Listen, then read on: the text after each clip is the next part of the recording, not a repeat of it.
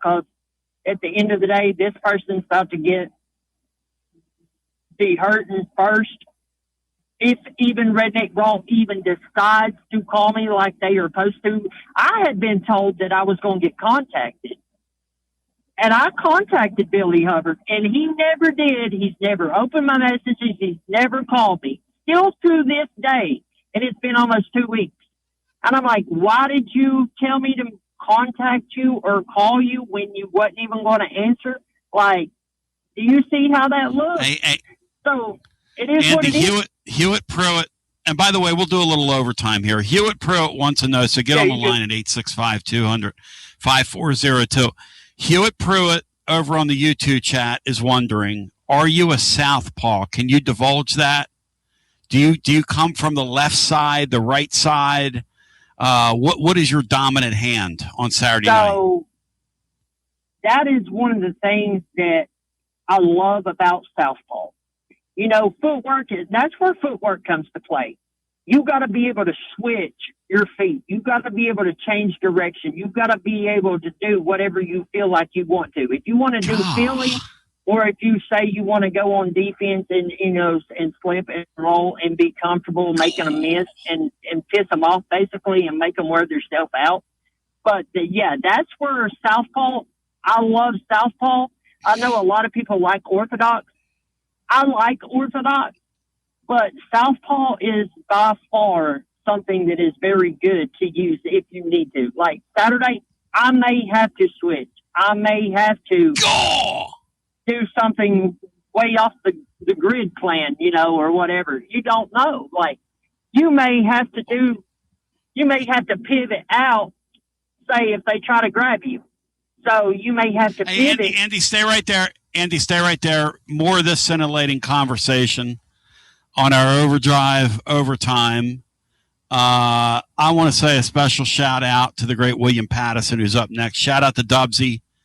Y'all eat your hearts out. I got the man of the hour here You're on the air. To FM 105.7 and AM 1340, WKGN Knoxville, and W289CU Knoxville. Fan Run Radio.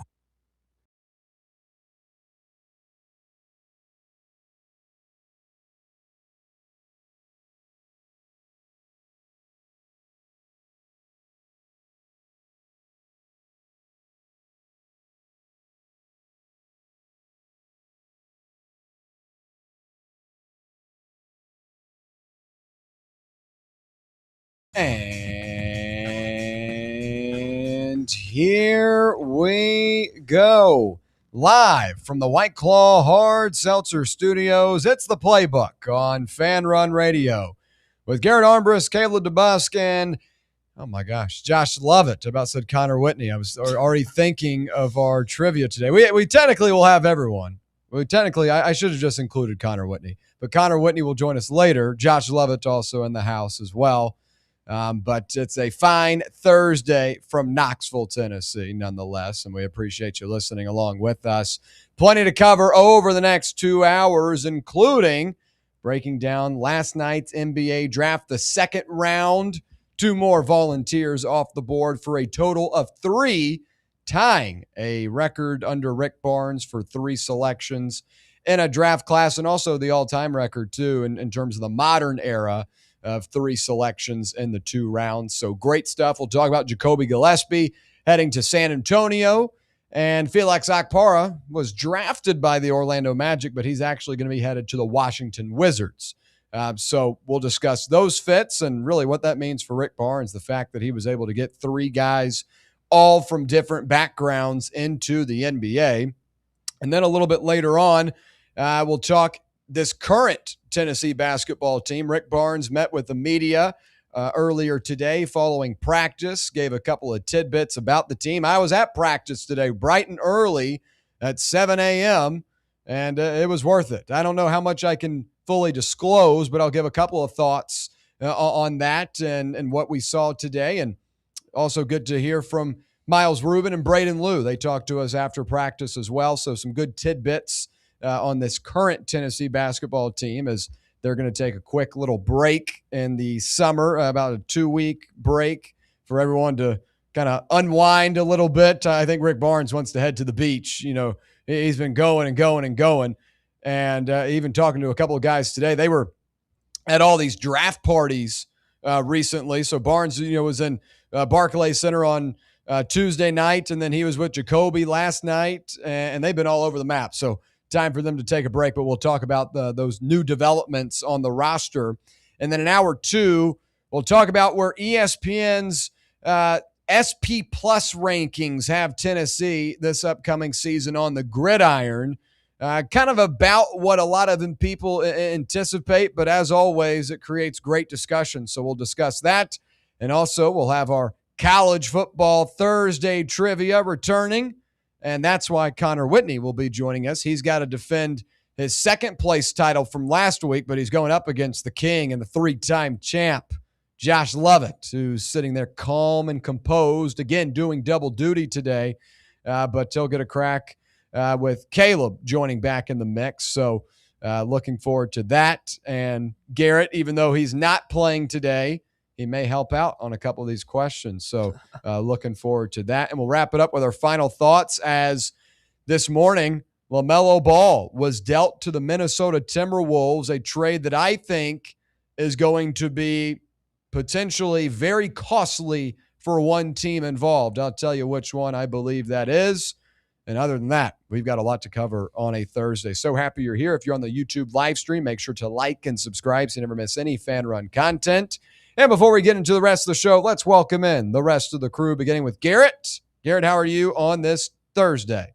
Yeah, doing good. Good second round of the NBA draft last night. Always nice to see the Vols get picked. So you get to see Akbara up to a DC team that should be much improved next season, and then obviously Jacoby Gillespie to the Spurs, who's in the NBA Finals this season. So I think two good spots for them that we'll get into in a little bit. But second night of the NBA draft, it does get a little bit boring, especially when you get into some of the international prospects at the end that you've really never heard of, and some of the guys that also might decide to come back to school that were picked in the late second round. So it is interesting to watch the second round. I probably would rather them just go back to one night. I think it's better when they do it that way.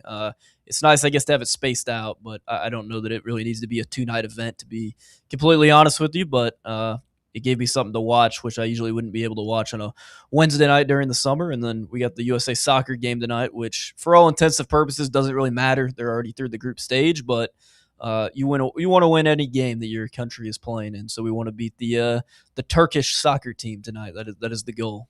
Yeah, that is true. I think the NBA draft should have stayed in just one night, but I will say it gets late into the night when they go two rounds in one sitting. And I thought last night it almost felt like we could have gotten it wrapped up a little bit quicker, but the first 15 to 20 minutes was just talk. Yeah, the pre-show went in there pretty deep. Let's get in and get out, and let's be efficient. And if you're going to have people up there, bring back Bill Simmons. Bring back people that are going to provide some lighthearted commentary. Yeah. Bill Simmons Billis is a little stiff up there. Yeah, I would. And Brian Windhorst didn't make anyone laugh. Bill Simmons used to get up there and say whatever he thought. And some people that rubs the wrong way. I think it's funny, and I think it provides some sort of comedic relief to a usually pretty tense and serious moment. Fran Fraschilla used to be all over the place as well. They've now moved him to the European guy, so they don't really give him much mic time. But I think just the whole ESPN cast as like entertainment, as like a Pat McAfee is, I wish we had more journalists or columnists or people that are analysts that also have a little bit of a creative side to them, where it's not overboard, where you still get the analysis, but also you get a little bit of personality. I think that'd be my main change. But otherwise, a successful night for Tennessee's guys, and we'll talk about that here in a moment. But Caleb, to you, how are you on this Thursday? Feeling good. Yeah, we had a little day off yesterday, so got a lot of stuff done. The older I get, the more I realize there's no such thing as a day off. I busted out the carpet shampooer last night, so I had quite an eventful evening last night. Watched a little World Cup, watched a little NBA draft. Was kind of surprised at how high Gillespie went going to the Spurs, but any case, I'm happy for him. I'm glad he went to a successful franchise, and they've been pretty good on their draft picks the last couple of years. So maybe this is a sign that Gillespie will have a little bit of a role in that team next year. But yeah, overall, just ready to get into it. Excited to maybe dethrone Josh today for some trivia. Oh, Josh, are you going to take that? We'll see. We'll see how I do. We had a little banter in the parking lot on the way in. A little banter in the parking lot. Oh, First thing he said to me is when I got out of my car was, "You ready to lose today?" Woo! Wow. Uh-oh. All right, So now we'll see. I wasn't here. I've missed 2 trivias so far. So That is true. Well, I've won 3, so you've been here for one of them. Oh, True. I was. look at that. All right, Caleb. Hey, Shots have been fired early. It's getting hot back here. yeah, I like the fire. I like the back and forth. We'll have to see how the guys do. That's going to be an hour 2. But we start things off with our first things first topic, and that is a great night to be a volunteer, as 2 more members of the 2026 men's basketball team for Tennessee basketball were selected into the NBA, and we'll begin with Jacoby Gillespie, who was selected number 42 overall to the San Antonio Spurs on Wednesday. And Gillespie obviously coming off a terrific senior campaign on Rocky Top, where he averaged 18.4 points, 5.4 assists, and almost 3 rebounds on his way to earning all SEC honors. Was also named the SEC Newcomer of the Year after transferring in from Maryland. And for a Greenville, Tennessee kid, it was awesome to watch him shine inside Thompson Bowling Arena at Food City Center this year. He also broke the Vol single-season steal record with 79 during this past season, and coming off of a great run from Zakai Ziegler, who was always a pest and up in people's grill. That's a pretty good number for a guy to come in right away and be a pest and in those passing lanes. Had a couple of great performances, eclipsed 8 steals against Alabama and Oklahoma this season. But let's talk about this fit. San Antonio, a team that was in the NBA Finals, obviously falling to the New York Knicks, but a group that's got a very bright future. And I think this is a good fit for Gillespie, because one of the things San Antonio struggled with in the postseason, especially when the defense started to turn up, was they didn't really have a ball handler at all times. Now, De'Aaron Fox is one of those, but Stephon Castle struggled bringing it up the court. Dylan Harper, I think, is good, but Dylan Harper, the way that the Spurs played, it was kind of like Fox and then Harper. That was a different and interesting dynamic. So if you do add in Jacoby Gillespie, he's had to face a number of double teams and pressures throughout his time on Rocky Top. I think you get a good ball handler, and I also think you get a guy that's going to be willing defensively. One thing I never question about Rick Barnes players is their IQ and their ability to get up in a guy's grill defensively at the next level. And Jacoby Gillespie is a guy that demonstrated that throughout the season. So not only does Gillespie go to a winning franchise that has a bright future, I think he's got an opportunity to fit into that lineup right away, because San Antonio is good. There are a lot of good players on that team, but there are also some older players that are moving on, or the Spurs are going to move off of them. So Jacoby's going to have an opportunity to be in that 12-man rotation, and I think it's a great landing spot to come in alongside Victor Wembanyama and Dylan Harper and a very talented cast and array of players. So great selection for San Antonio, great landing spot for Jacoby. Garrett, what'd you make of it? Yeah, good spot. Obviously, 42, was higher than most projections had him. Everything we saw, or at least that I saw, was kind of high 40s, around the 50 mark. So was a little bit surprised when his name was called at 42, kind of earlier in the second round. But, as you said, really good landing spot for him. Young core on that team with Castle, Wemby, Dylan Harper, and then obviously some veteran play with guys that have been in the league a little bit longer in Champagny and Devin Vassell. But I think you look at this roster, De'Aaron Fox obviously is an interesting piece of what they do with him this offseason, because we know in the postseason he was not very good. So you would expect Dylan Harper definitely to be a starter next season. I don't think he'll be coming off the bench as he was this season. He'll be definitely in that 5-man starting rotation for the Spurs next year. And then you look at Gillespie, maybe he has a similar role to what Harper had this season. Probably not, as many minutes as he played. And I wouldn't expect him to play as well as Harper did. I think that would be, that wouldn't be right to say that he could be that good immediately and expect that. But I think he could have a similar role, be, one of the first couple guys off your bench, come in, be one of those microwave scorers that can score a lot of points quickly, hit some threes, control the basketball at the top of the key, and obviously a really good dribbler and passer, high basketball IQ. So, I mean, those are the type of players that you want coming off your bench, and seems like a perfect fit for a team that's going to be, contending in the West for probably the next decade. Caleb, to you, what do you think of Jacoby Gillespie going to San Antonio? Yeah, I was really, really surprised and really glad that that's where he ended up landing, because I think Jacoby's a phenomenal player. I think he's like I said when we were on with Steve last week. This week he's one of those guys that just kind of gets overlooked a lot, especially when he was coming out of high school and even when he was in the portal. Really, just he doesn't really have the expectations on him that he should. And I think getting drafted where he did is a real testament to kind of what he did here.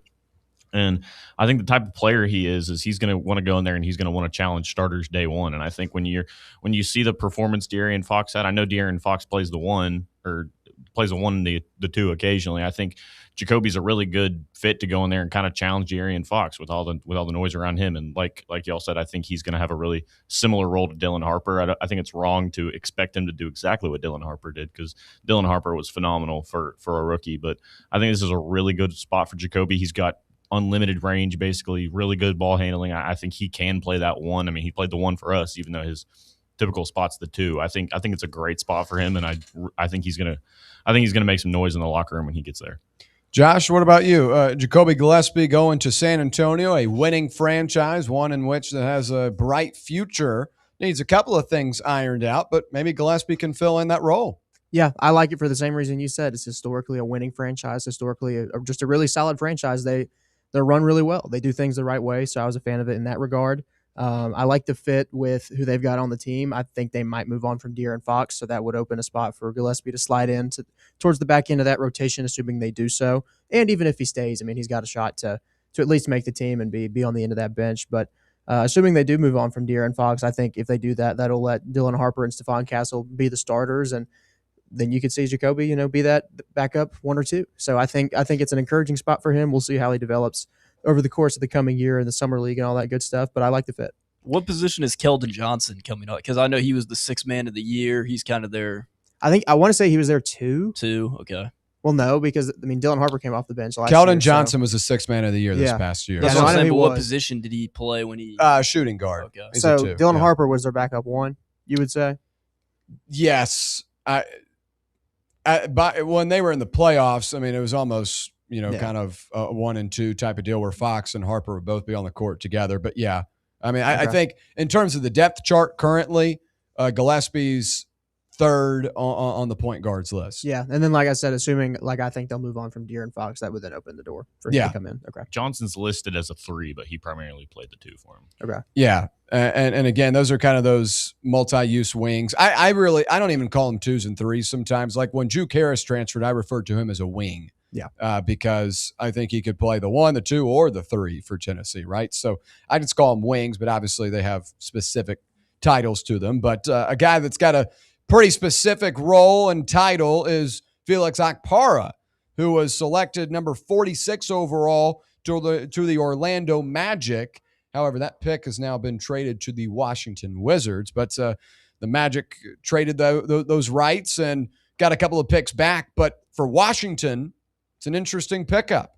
And Okpara is a guy that started off at Ohio State, came to Tennessee, is from Chattanooga technically. He played at Hamilton Heights and originally from Lagos, Nigeria, of course, but had some Tennessee ties and landed on Rocky Top and had 2 great seasons last year, a really, really strong campaign. And earlier in the week, I harped on the fact that he's going to be NBA ready.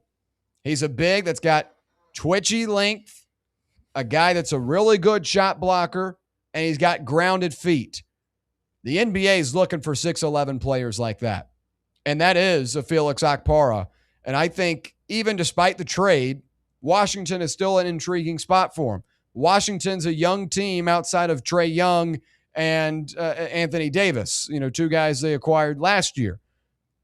Does Anthony Davis end up playing? We'll have to see. But if he does stick around, I can't think of a better mentor than Anthony Davis for that position. AD at his best, and when he's not day-to-day Davis, he's one of the best power forwards in the game.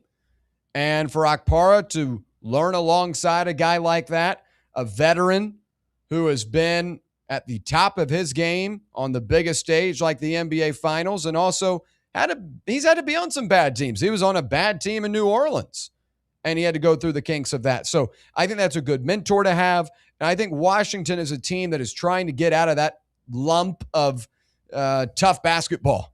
They want to be watchable again. And they've got some really good young pieces on that team as well. Trey Johnson, who they took out of Texas. Bub Carrington continues to elevate his game. So I think the Washington Wizards is a nice spot for Felix because he's not going to have to go in right away and be the guy, but he can learn from an Anthony Davis. And knowing the way AD works, he might have some opportunities to start games because of his availability. So I think Felix Akpara going to the Wizards is a good spot for him as well. And I'm really excited to see that translation immediately into the NBA because I think he's a player that will do so. And we talk about Gillespie having an opportunity in San Antonio. I think Akpara's got maybe even a better opportunity in Washington. Garrett, what do you make of that selection? Well, I mean, we talked about earlier this week that we thought Akpara might be the most NBA ready of all the three Tennessee players. Obviously, Ament still has to grow into his body a little bit more, probably more of a project, a year or two down the line. And Gillespie, obviously, a very good player, has played at 3 different colleges and been in school for a minute. But, I mean, Akpara's development from Ohio State to Tennessee was as good as anybody. And as we've said, he's an elite defender. Rebounder, rim protector, dunker of the basketball physically. And we even talked about how he could maybe open up and develop that 3-point shooting a little bit more. That's something that in his game he tried a little bit non-conference play, and maybe that's something he tries to put into his game during the summer league and over the offseason a little bit and see if he can develop that into his game as well. But I think this is a good landing spot for him. As you said, the Wizards are obviously a team that's been really bad over the past couple seasons, but they're looking better. They got Trae Young from the Hawks, had the number 1 pick at AJ DeBonza, and then obviously Anthony Davis, a guy that's been around in the league for a while. And then, as you mentioned, some of those other guys that are on their team, and Alex Sarr, pieces like that. So I think this is a good spot for him to come off the bench and get valuable minutes as a rookie. And I just think of all the Tennessee players, I think he could have the biggest impact in the league year one as a rookie, just because of the fact of AD's availability, the spot that he goes to, the people he learns from, and how ready he is already for the league at his age. Caleb, to you, I know the Magic were the ones that selected him, quickly dealt to Washington. Would you have liked the fit in Orlando better than Washington, or do you like the landing spot now for Akpara? I mean, surface level, you probably do say you'd like Orlando more just because when you think of the Wizards, you think of god-awful. I mean, kind of same with Orlando, but Orlando's at least had relative success over the past probably 5-10 years, more so than Washington. But I don't know. When you look at the fit, I mean, they take AJ DeBonza, obviously, at the number 1 overall pick. You know that kid's going to be amazing. Then you got Anthony Davis, who, again, his availability is his biggest thing. Is AD going to play this game or is he not? So I think that's going to provide him with a lot of playing time, in my opinion. I think that's probably the most valuable experience that you can have, above all anything else. And overall, I just think him getting on the floor is the most important part. I think he's the most NBA-ready guy out of our 3 that got drafted. So I think he just needs a chance to go somewhere and be able to showcase his abilities. I don't think he needs to step into a franchise where he has like a lot of support or hand-holding, if you will. I think he's a guy that's ready to step in and play day one and make a pretty substantial impact. And I think any team that you can get on the floor with substantial minutes is a good landing spot for you. Would you agree with that, Josh? Yeah, I really like the spot for him. I'm encouraged by it for a couple of reasons, and I prefer it to Orlando. One, they traded up for him. If you trade up for somebody, that means you want him and you don't want to risk another team taking him before you can. So that's encouraging right off the jump. 2, Felix was brought in to block shots and dunk the basketball on lobs. What better point guard to play with to set you up on lobs than Trae Young? He's really good at that. So I like that there. And then at least with front court depth, we don't know what Anthony Davis is really going to do. He's, a little wishy-washy with that. But assuming he's there, their starting front court is Anthony Davis and Alex Sarr, I think, right? Mm-hmm. Outside of that, who are their backups? I don't know them that well. I was looking at it a little bit this morning. So I think again, there's a really, really good opportunity for him to come in and fight to be that backup center. Yeah, most certainly. And that now marks a Tennessee trio that is headed to the NBA, has joined one of the greatest fraternities in sports. I think you also have to contextualize what just occurred last night. Not many college basketball players ever make it to the NBA. Not many high school players ever make it to college basketball. The percent chance to play in the NBA is very, very low. The percent chance to be selected out of the top 60 picks is even lower. And Tennessee put 3 of them in there. Nate Ament, the 5-star phenom freshman. You got to see him grow throughout last season. Jacoby Gillespie, the Tennessee kid that began his career at Belmont, but climbed his way up. Multiple different stops. Belmont, Maryland, Tennessee. And then Felix Akpara began at Ohio State, but played his final 2 seasons with the Volunteers. All different ways. And it's the first time that 3 Vols have been selected in the NBA draft since 2019, when it was Grant Williams, Admiral Schofield, and Jordan Bone. Obviously, that was a great team. They didn't make the Elite Eight like this group did, but still a great team and great players, respectively. And I firmly believe that if there was ever a trio of players that can stick around in the NBA the longest out of all the guys that have been selected over the years, and all the classes, really, all the classes included, I think this is the group that could stick around the longest, because Nate Ament is going to be the cornerstone for the Bucks. Jacoby Gillespie might go down to the G League a little bit, might be a two-way player. We'll have to figure out.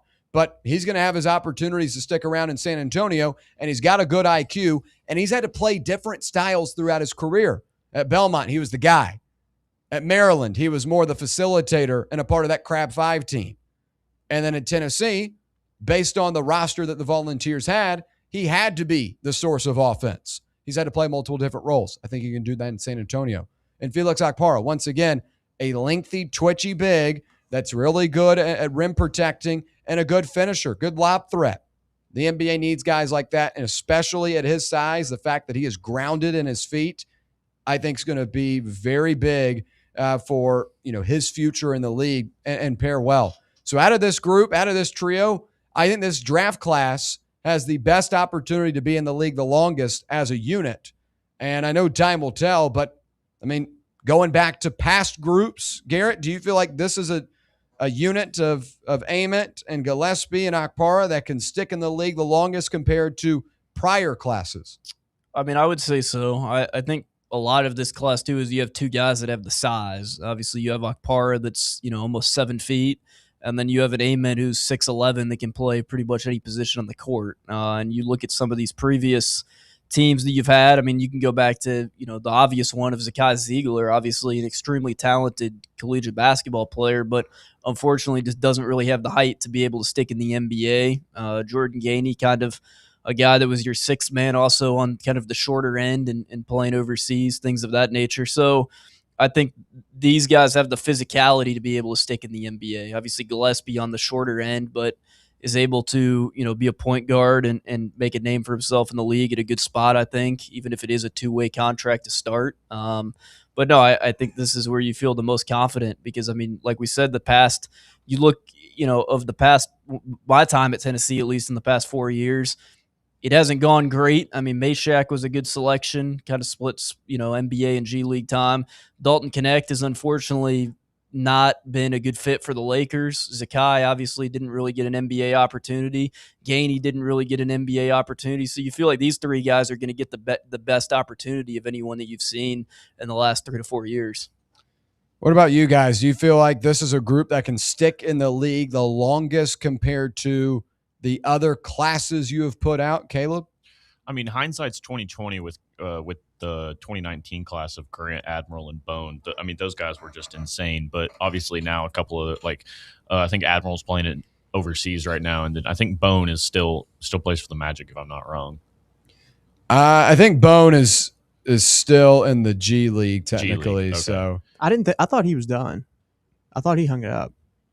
It's either Bone or Bowden I'm thinking of. I think Bowden's still in the G League. One of the Bs is still in the G League, and I think he plays for the Hawks affiliate. But regardless, that group really, I mean, it's just Williams at this point. Bone plays overseas. Okay, Bone's overseas. Okay, yeah. So hindsight's 2020 there, but if you just compare both of them coming out of college, then I probably would have went with them. But I mean, these guys, you don't know how it's going to go, and I think Felix, just his frame and his size alone, It's kind of like when you draft a guy like Anthony Richardson or Joe Milton in the NFL, you draft a guy for his frame, and I think Felix also. It's not a knock on Felix. It's not his only reason he got drafted. He's great with his feet. He's really good at rim protecting. He's really long and lengthy, and he's really good. He's a really good lob catcher too.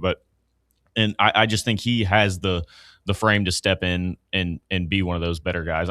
I'm really high on Felix. I think he's probably our best guy out of this draft. Not obviously the highest ceiling because you got a guy like Nate, but I think Nate's going to take a little bit more time to develop. But yeah, I think this is probably the best trio of draft picks Barnes has produced. Obviously, with knowing what history played out with Grant and Admiral and Bone, but I think these guys do have a super high potential and definitely higher than what those guys performed at. Josh? Yeah, I mean, it's definitely the best shot we've had at, keeping guys in the league since 2019, right? I mean, when Bone, Admiral, and Grant came out, I was convinced all three of them were going to, hang around in the league for a while. I really thought Bone was going to. I either said it on this show yesterday or on with John sometime this week. I really thought Bone was going to be at least a really good backup point guard in the NBA, and obviously that didn't work out. And since I was younger, I kind of pushed to the wayside Admiral's athleticism limitations that he had there, but it's definitely the best shot we've had since then. I think Nate is definitely going to be around a while just with how young he is. Teams are going to be willing to give him a shot. I could see him. I think his ceiling might be like a Brandon Ingram type, which I think would be a good spot for him. I'm more confident in Felix than Jacoby to hang around for a little bit. But it's definitely it's definitely the most or the best chance we've got. Is Julian Phillips still in the league, or is he G League now? Julian Phillips got dealt to the He was on the Timberwolves, wasn't he? He's G League though, right? Is G League. Okay. He's kind of like a two-way guy. He goes back and forth, but he was technically on the T-Wolves this year. He was dealt in that deal along with Ayo Dosunmu. Speak about guys who should have come back to school. Yeah, that's the most obvious. That's probably like most obvious Chandler. one. Yeah. I mean, but I would say Julian Chandler was was more NBA Kennedy. ready than Phillips was. But what I always say too, and I talked about it earlier in the week, that 5-star window, if you're a high school recruit as a 5-star, that window is pretty specific to where if you have a bad college year and then you do it again the next season, then you're cooked. You're like a lot of the NBA draft is still based on your 5-star evaluation. Like Koa Pete, as good as he played against Florida in the beginning of the year, he could not space the floor. He did all of his work inside the paint. That's not going to work for a modern NBA player. But he's still taken in the first round because of what he could be if he does develop a shot, right? Well, that's like Jaden Quinton's. I mean, yeah, and Quinton's the same way. But I mean, he went to Arizona State before. You know, Yeah. I mean, he was 17 years old his freshman year of college, but I mean, he did play 2 years of college ball. Yeah. Pretty fun stat here. So after that 19 class with Grant and Admiral, pretty much everyone that we've put into the league is averaging at least 15 in the G League, except for Meshack, who's averaging 12. Yeah, Meshack also is playing center for the Grizzlies this year. Yeah, so. he's got some run in the in the regular season games, and he's not done half bad if I'm not mistaken when he's gotten in. Yeah, I mean he's got to work on his fouls, but he's an aggressive player, and I mean we'll see what he looks like for this Grizzlies team this upcoming season. I imagine he'll be back in the G League, kind of back and forth, maybe a two-way player, but he'll play in the summer league too. I'd imagine. Yeah, he will. Yeah. Well, as we know, that means he can come back. Yeah. Yeah, I guess. Yeah, that is true. Well, he did play in a couple of NBA games. He I never stopped anybody before. Yeah, he logged 48 minutes in this season finale. So he's exhausted at least one full game of NBA eligibility. But when we come back on the other side, we'll talk Rick Barnes talking with the media today. A couple of thoughts from me on practice and what's to know about this upcoming season. In terms of Tennessee basketball. Stay right here. It's the Playbook on Fan Run Radio. For the fans, by the fans, this is Fan Run Radio, Knoxville. What kind of day is it? It's a White Claw day. Grab a pack, grab your friends. Everything else in life can wait. Your friends shouldn't. Let's go. White Claw. Grab life by the claw. Please drink responsibly. Hard seltzer with flavors. White Claw Seltzer Works, Chicago, Illinois. Ball fans, reimagine your home at Broadway Carpets and Flooring for any remodeling or building needs. With a variety of carpets, rugs, hardwood, vinyl, and stone, Broadway has all the flooring and installation options you're looking for. including pet-resistant products like Pet Perfect Carpet from Shaw Floors. Visit their showroom in downtown Knoxville or the location in West Knoxville located on Kingston Pike near Pellissippi Parkway today. A brand built in Tennessee and born from the love of the game, Inward Half revolutionizes golfing comfort. Crafted by a former pro and dedicated enthusiast just like you, our luxury performance wear guarantees you stay cool and comfortable through every swing and every day. We're not just a brand. We've set out to create a lifestyle for those who understand that impeccable style and premium performance are a hole-in-one. Enjoy the walk-in with Inward Half. Okay, so we really need uniforms and equipment for this season. Can I trust you with that? Cool, I'll just order them online. What? Yeah, I'm going to hop online and I'm going to get them ordered. Hold up, that's not a good idea. We shouldn't just spend money on some random online retailer, okay? I mean, it seems pretty convenient. Trust me, it's a terrible idea. Let me simplify this for you. SM Athletics. Okay, how do you pronounce it? SM Athletics? They're the go-to for uniforms and equipment, whether it's for universities, high schools, youth leagues, you name it. So why wouldn't you rather go with professionals who can guide us through the process, design the perfect uniforms, and deliver the best equipment? Yeah, I guess that makes sense. What's the name again? SM Athletics. Right. It's definitely smarter to go with a company that emphasizes customer service, fair pricing, and, of course, excellent products. Exactly. So, yeah, I guess it's settled then. For uniforms and equipment for all sports, it's SM Athletics. Barley's has live music on weekends, general team trivia on Wednesday nights at 8 p.m., and now live sports trivia, courtesy of the Knoxville Trivia Guys, every Thursday night upstairs. The game starts at 7 p.m. and is free to play for everyone, so head on down to the Old City and show off your sports knowledge and win gift cards to Barley's. Use those gift cards to buy some delicious food and drinks, and you can take it all in with their wide selection of TVs and indoor projectors. Barley's Tap Room and Pizzeria.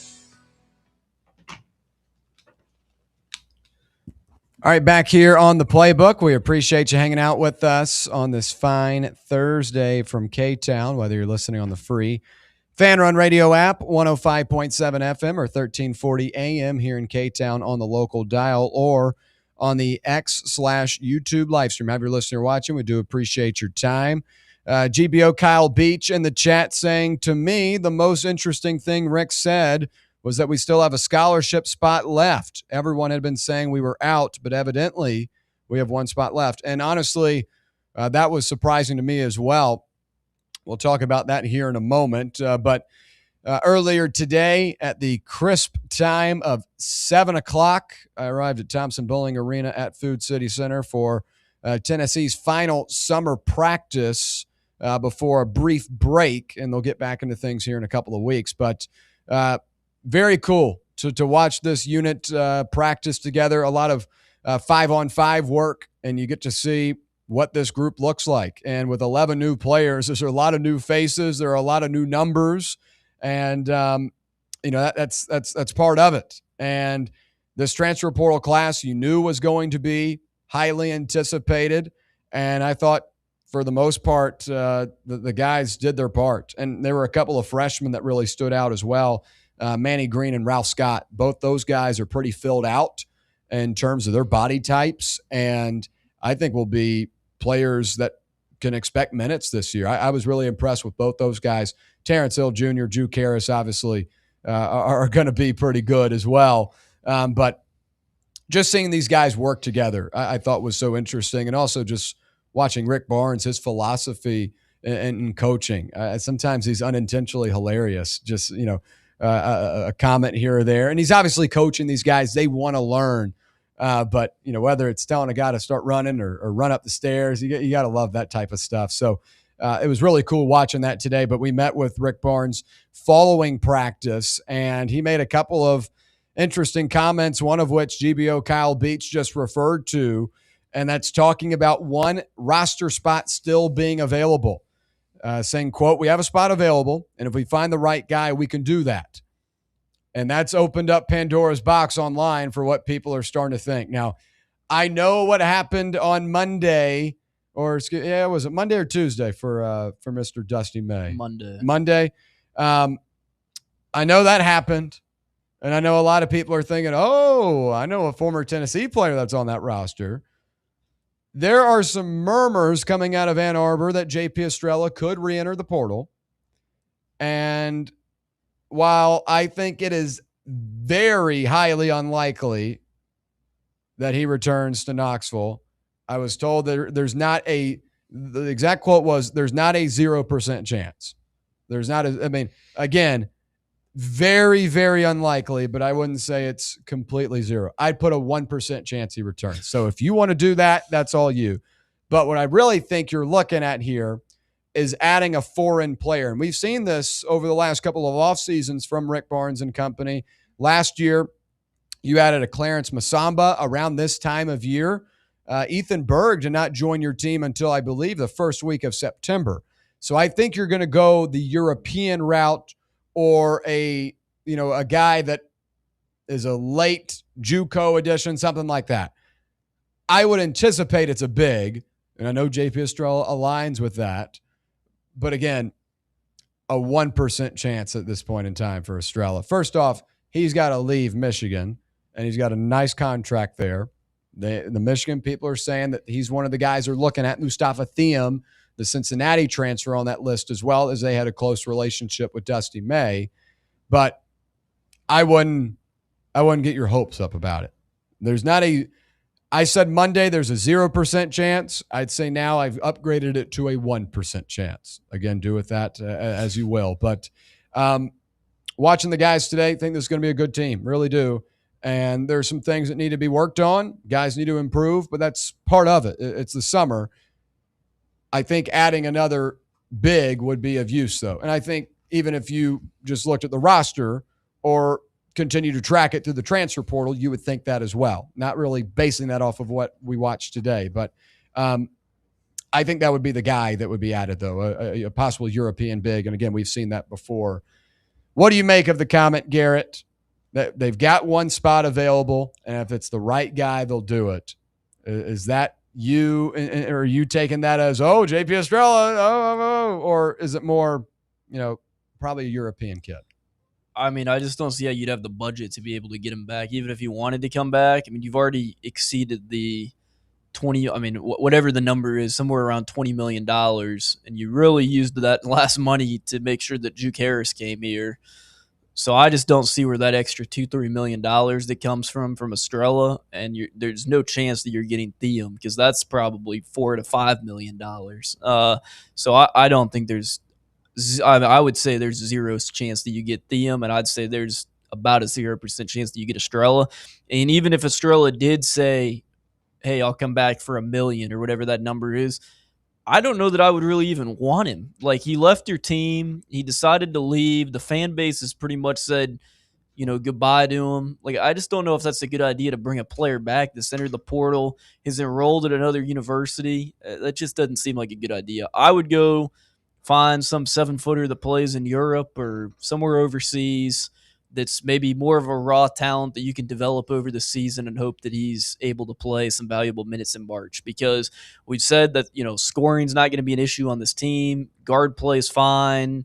All that's going to be fine. That there's no problem with that, but you got to be able to find someone else that you can rely on, not to be an Akpara, but someone that can play similar style to play that he had. So I think it's someone from the European League. I just don't see any chance that 0% chance with Thiem, and I don't think you would even want Estrella back with the way it ended. And I think Barnes is kind of, maybe not said directly, if you leave, it's kind of that, not that you're not welcome back here, but Barnes has always really prioritized kids having a home in Knoxville, especially ones that are able to finish their Tennessee career here. Don Connect, he spoke very highly of, because he wants Dalton to have a home here. I believe it was on Rocky Top Insider's Lowdown podcast, I believe is where the quote was from, talking about he wants guys to have a home here. And I'm not saying if JP Estrella gave him a call and said, I'd love to come back, that Barnes would say no to him. But I agree, that'd be a very interesting dynamic, especially with guys on the roster that, decided to stick it out, like a Dwayne Brown and a Troy Henderson, and even some of your younger guys like a Campbell Duncan, who I think's been a great leader and was so today during practice. Rick Barnes talked about that as well, being a vocal guy, trying to set the tone and the culture.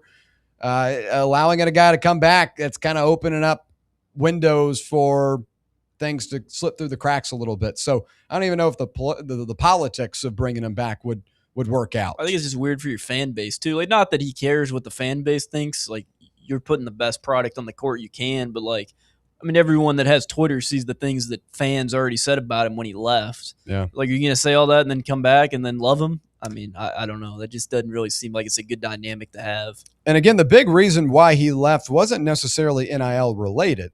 A lot of it was the basketball fit. He was seeking a better basketball fit at Michigan.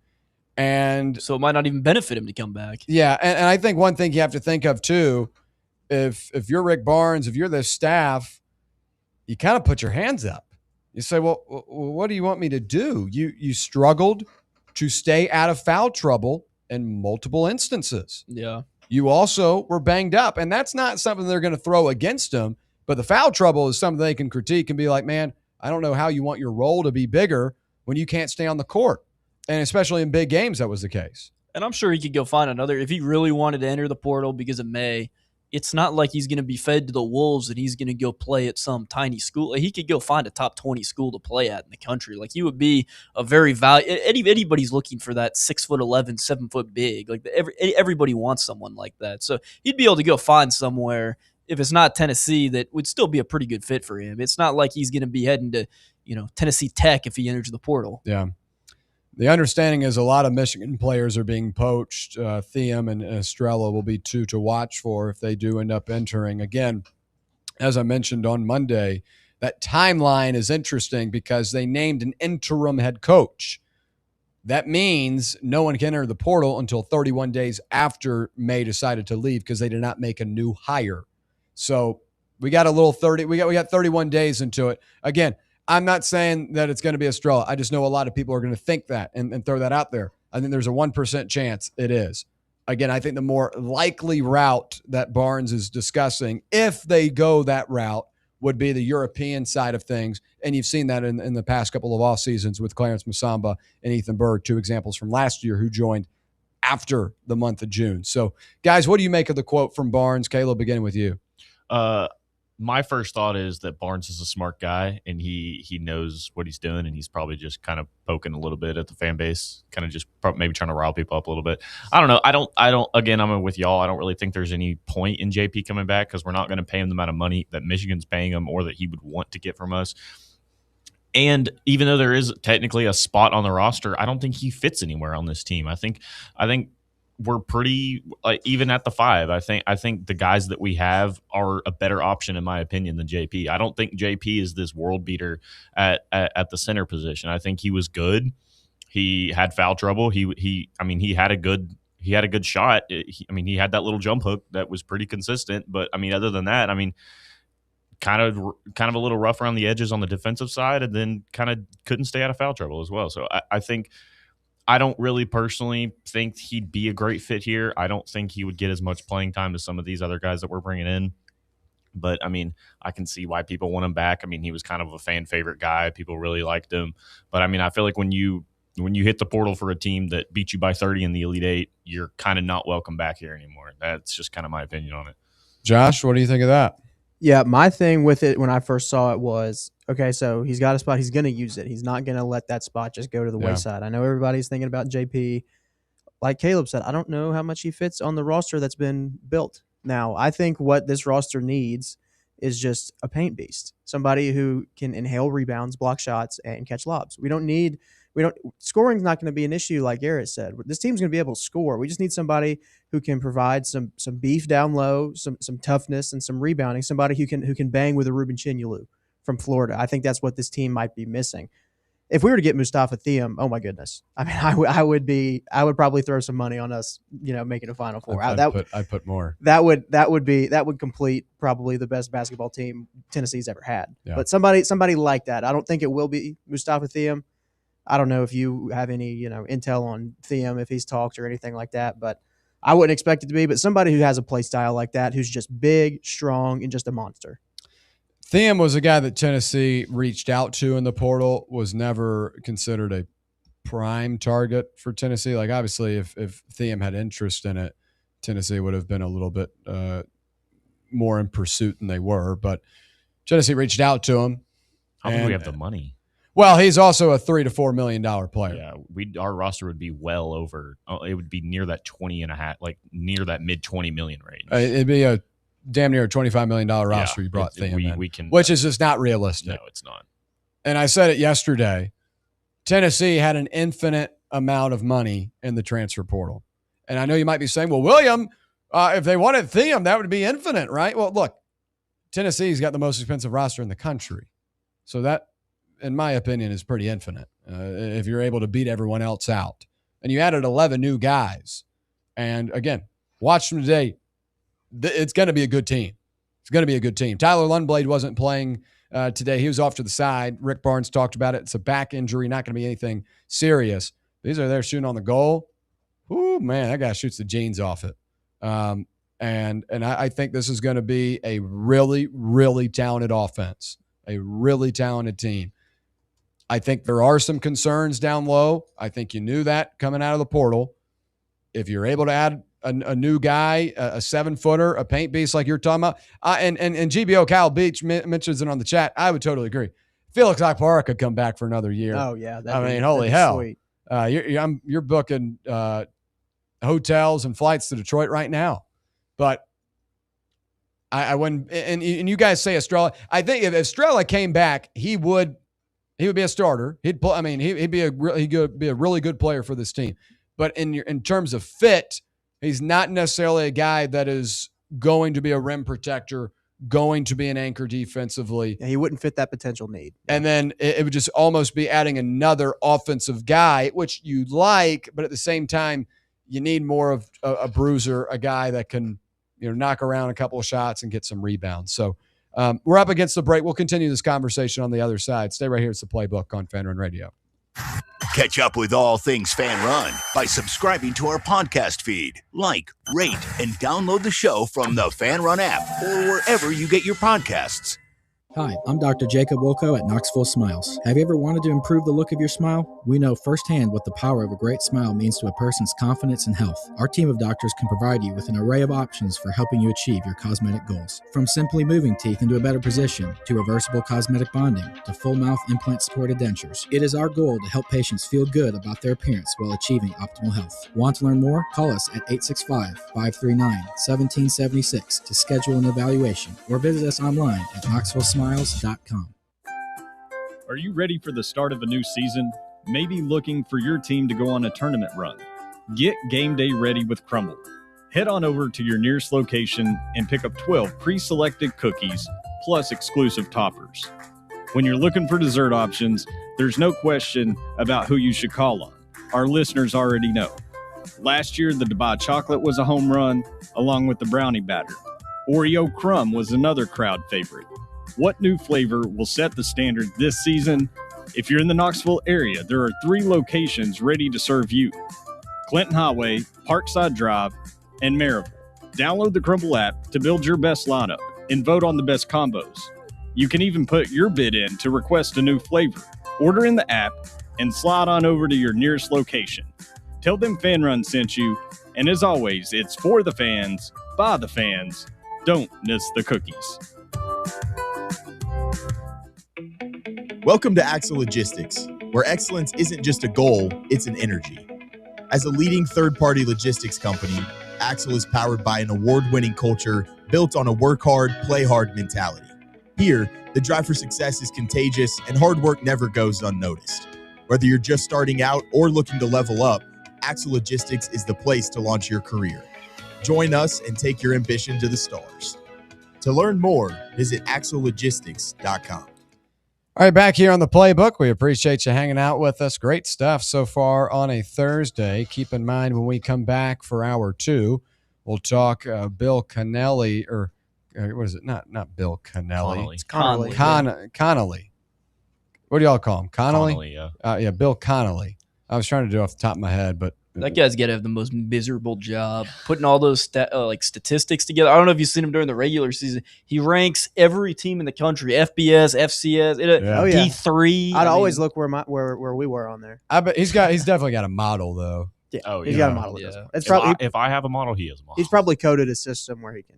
You've got a model. You have a sports betting model? Yeah, I have one for football and basketball. Is it good? Profitable? Yeah, the tournament this year, I made I think I was 53% in the green. So okay, 53. I mean, you're winning. Yeah. Yeah. Do you do a unit size or do you I bet in units? My unit for the tournament's 100 during the Oh, season. you don't have to disclose your unit size. I was just saying, do you do it in units? Oh yeah. Okay. I don't mind. Okay. Well, everyone's got different units. We used to call it unit shaming back in college. One guy would, wager a little bit less. Junior year, I was a heavy hitter, sometimes way too much. But I now You got to play big to win big. That is true, but then you lose big too is the problem. Yeah. Especially the NFL. I graduated from the NFL. Well, the NFL is just hard to bet on because the lines are so tight. If you know college football, you can you can be profitable in college football. I plan on hitting some college football pretty hard this year. Well, that's what I'm saying. NFL, I retired my junior year of college, but I've done college football exclusively the last 3 years, handicapped it, give out picks, and we are up 25 units over the last 3 years. Grab some lines early too. I know people aren't really shopping for lines right now, but I follow a guy on Twitter, and he placed a bet on BetMGM the other day because they had the Miami Clemson game as a pick'em the other day. Wow, really? That's insane. Yeah. No, if those first 3 weeks of the college football season, if you know your stuff, you can make some serious money. I think the toughest week for me, honestly, is week 0 and week 1. Because those foreign games are just incredible. Well, the teams don't come out sometimes firing out of the gates. Yeah. They're looking a little shaky. Or the G5 team you think might play them tough also comes out shaky. My best months are always October. October is when because I've got, I'm a system guy in terms of certain games, but I cover it. I know what lines are a little bit off, and I also track, the money, the spread, all that. But you ever get the tingle? The tingle? Yeah. What is a tingle? You just got a feeling. I had the tingle with Sean Strickland and Justin Gaethje. I love betting on the UFC. That's why I like watching the UFC. Betting on UFC, watching the fights at 1 o'clock in the morning. There's nothing better on Saturday night. I'm up probably close to 20 units on the UFC just this calendar year, and I've only made a lot of money on UFC if you know what you're doing. If Alex Pereira would have beat Cyril Gahn, I would have been up a decent bit off of Freedom 250. Yeah, my last I had a nice UFC parlay on that one. Huge. Well, because I bet on Sean to win by KO, and he did. Yeah. My tingle is called my play of the month. Okay. I had a play of the month on Indiana in the Rose Bowl. I had a play of the month on Texas Tech when they hosted BYU, and I think that was in November, and that was in Lubbock. And BYU couldn't even get past the 50-yard line. I think I might have done play of the month I might have done Texas Tech again for that Big 12 championship game. Do you do spreads or money lines? Only spread. Spreads. I will do money line if I'm taking a small, if I'm taking like a +1.5, +2.5, and then sometimes I'll double dip. I double dipped Oklahoma when they played Alabama, and that was 5.5. But that was again that tingle. I knew Alabama wasn't playing well, so I took Oklahoma the 5.5, and I took them the money line. So those are really nice days. And I'll always do I call it my Cancun parlay, and I'll just do all the spreads. I usually do about 6 a weekend. My favorite 6 sides, and I'll parlay them all. 2 years ago, I hit it 3 times. Last year, I didn't get it. So I'll do that sometimes, but usually I'll just take when it's a cupcake week. I know we don't have cupcake week anymore, but I'll just take 15 huge favorites on the money line. It's usually a pretty decent profit. Yeah. Should have bet on Sanford. We covered. Yeah. You see, I don't like doing parlays, period. I do a 0.33%, I guess a 0.33 unit on I guess all the spreads combined every week. But that's what I was about to ask you. So you don't parlay everything. You bet each one individually. No. Yeah, that's what I do. Everything is spread. I do 6 spreads a week, sometimes 7. Week 0, week 1, I'll probably have 10 because there's just so many games and big time get matchups. Back into it. Yeah, and it got my ass last year. I'll tell you that. Virginia Tech, South Carolina. What was I thinking on I think I had the over in that game. They could barely score. so many. But I started off on the. I did take South Florida against Boise State, so I was off to a great start. Yeah. And then I got caught up in UNLV Sam Houston the next night, and that one I was about, Stayed up till 2 a.m. watching that game. Which game? Sam Houston, Sam UNLV. Houston, I was UNLV. here until 2 a.m. I stayed here and watched it out there because I was like, all right, they start scoring again. I had the over. That's what it was. And Sam Houston couldn't get There's nothing anything. better than betting on Mountain West football at night. Yeah. Well, it sucks when like all your noon window games hit, and then 3:30 starts, and by halftime all your bets are looking good. Then you kind of look away, and then you look back, and you've lost half of them. I don't know about you guys, but for me, I get really cramped up if I start off really hot. Like if I start off really hot, I'm like, oh crap. Like Something's coming. Yeah. Well, because like sometimes I'll have bigger plays. Like I use like during a normal week, I'll have 1, 2, and 3 unit plays. Usually the highest I'll go is a 2, but if it's a 3, it'll be a big one. All right, we're rambling here. Up against the break, we'll hit a quick break. When we come back, we'll talk Tennessee football this upcoming season. Those Bill Cannelli SP Plus projections, also Thursday trivia. Stay right here. It's the Playbook on Fan Run Radio. Follow us on Twitter or X or whatever they're calling it these days at Fox Sports Knox, Fox Sports Knoxville, Fan Run Radio. Blackford Veterinary Surgery Referral specializes in surgeries not regularly performed by your pet's general veterinarian. They're currently accepting referrals from vets all across the country. With their newly renovated state-of-the-art surgery center and highly trained staff, clients can rely on professional and thorough care. If your vet says that your pet needs surgery or rehab, ask for a referral to Blackford Vet and let them get your best friend back on its feet. Located conveniently in West Knoxville. For more information, visit blackfordvetsurgery.com. Snakes, zombies, sharks, heights, speaking in public. The list of fears is endless. But while you're clutching your blanket in the dark, wondering if that sound in the hall was actually a footstep, the real danger is in your hand, when you're behind the wheel. And while you might think a great white shark is scary, what's really terrifying and even deadly is distracted driving. Eyes forward, don't drive distracted. Brought to you by NHTSA and the Ad Council. eBay Motors is here for the ride. Go ahead, feel your engine. Admire that perfectly installed exhaust. Your vehicle's moving along this freeway like it was made from fresh installs and a whole lot of love. With eBay Motors, you get over 122 million parts to keep it running. And with eBay Guaranteed Fit, they'll be the perfect fit every time. Plus, at these prices, well, we're burning rubber, not cash. Keep your ride or die alive at ebaymotors.com. Eligible items only. Exclusions apply.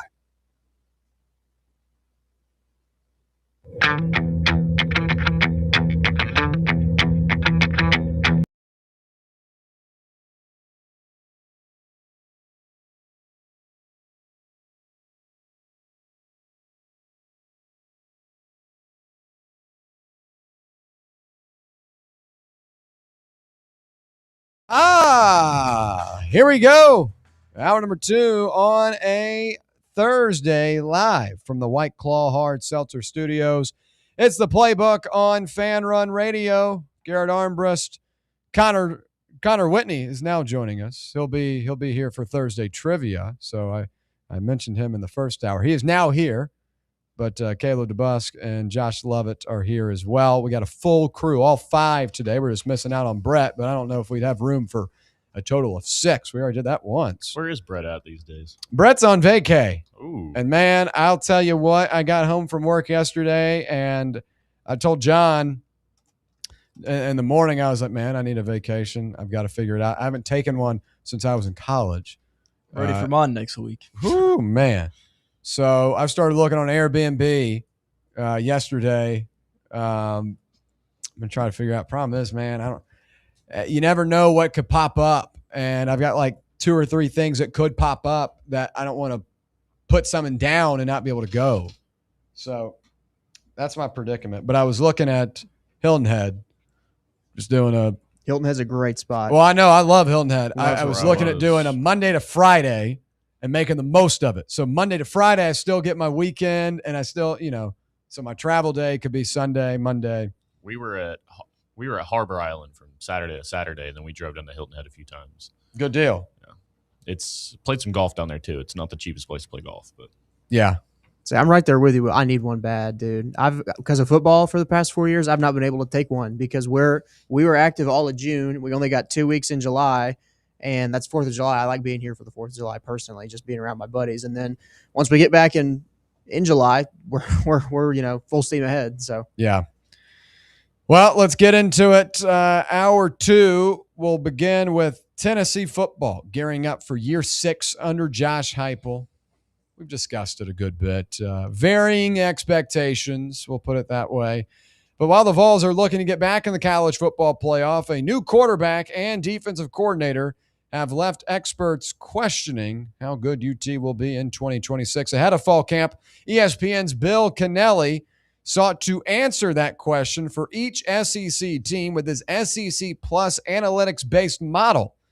And in his 2026 projection, he has the Vols at number 16 in the country and number 8 in the SEC. This leaves Tennessee behind Georgia, Texas, Texas A&M, LSU, Alabama, Oklahoma, and Ole Miss.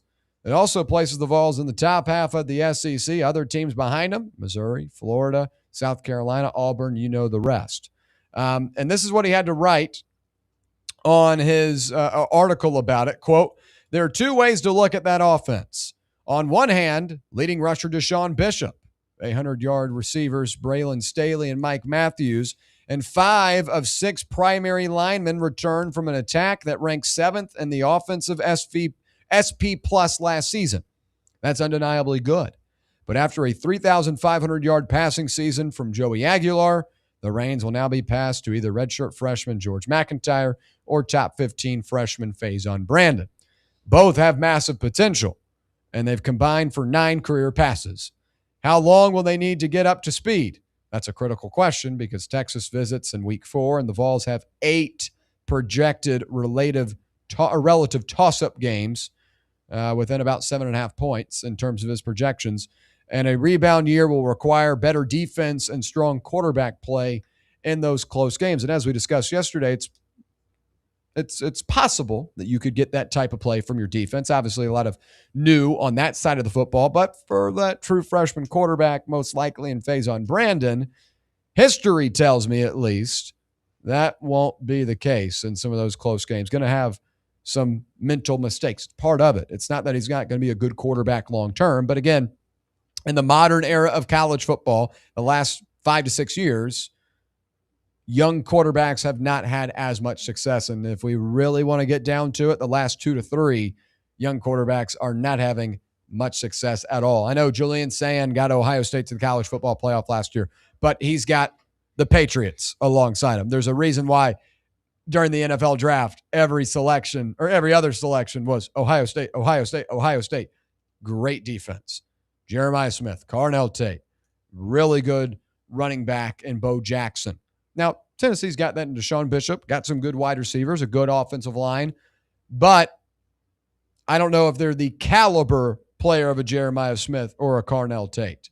I don't know if they have the caliber defense of a Caleb Downs and a Sonny Styles and Arvell Reese. That's going to be a big question. But what I make of this projection is it's fair. And I think a lot of people are kind of in the same boat, at least the realists like myself are in the same boat on this. A lot of toss-up games. You like what you return offensively. Quarterback's going to be an issue or could be an issue, a question mark at least. And then the defense, do you outlive those expectations or do you become a better unit than you were already anticipated? I think there's potential for it. But honestly, seeing Tennessee as the 16th best team in the country, that's better than I have them. And my non-prediction-based analytic model of just William Patterson's top 25 teams, number 16 in the country is pretty good. And that means Tennessee's going to be competitive and have the opportunity to make their way in the SEC if they get a couple of these toss-up games that he's talking about to go his way. Garrett, what do you make of this projection for the Volunteers? Well, it's very kind to Tennessee to be ranked that highly, but I'm not a big fan of this model, the SP plus.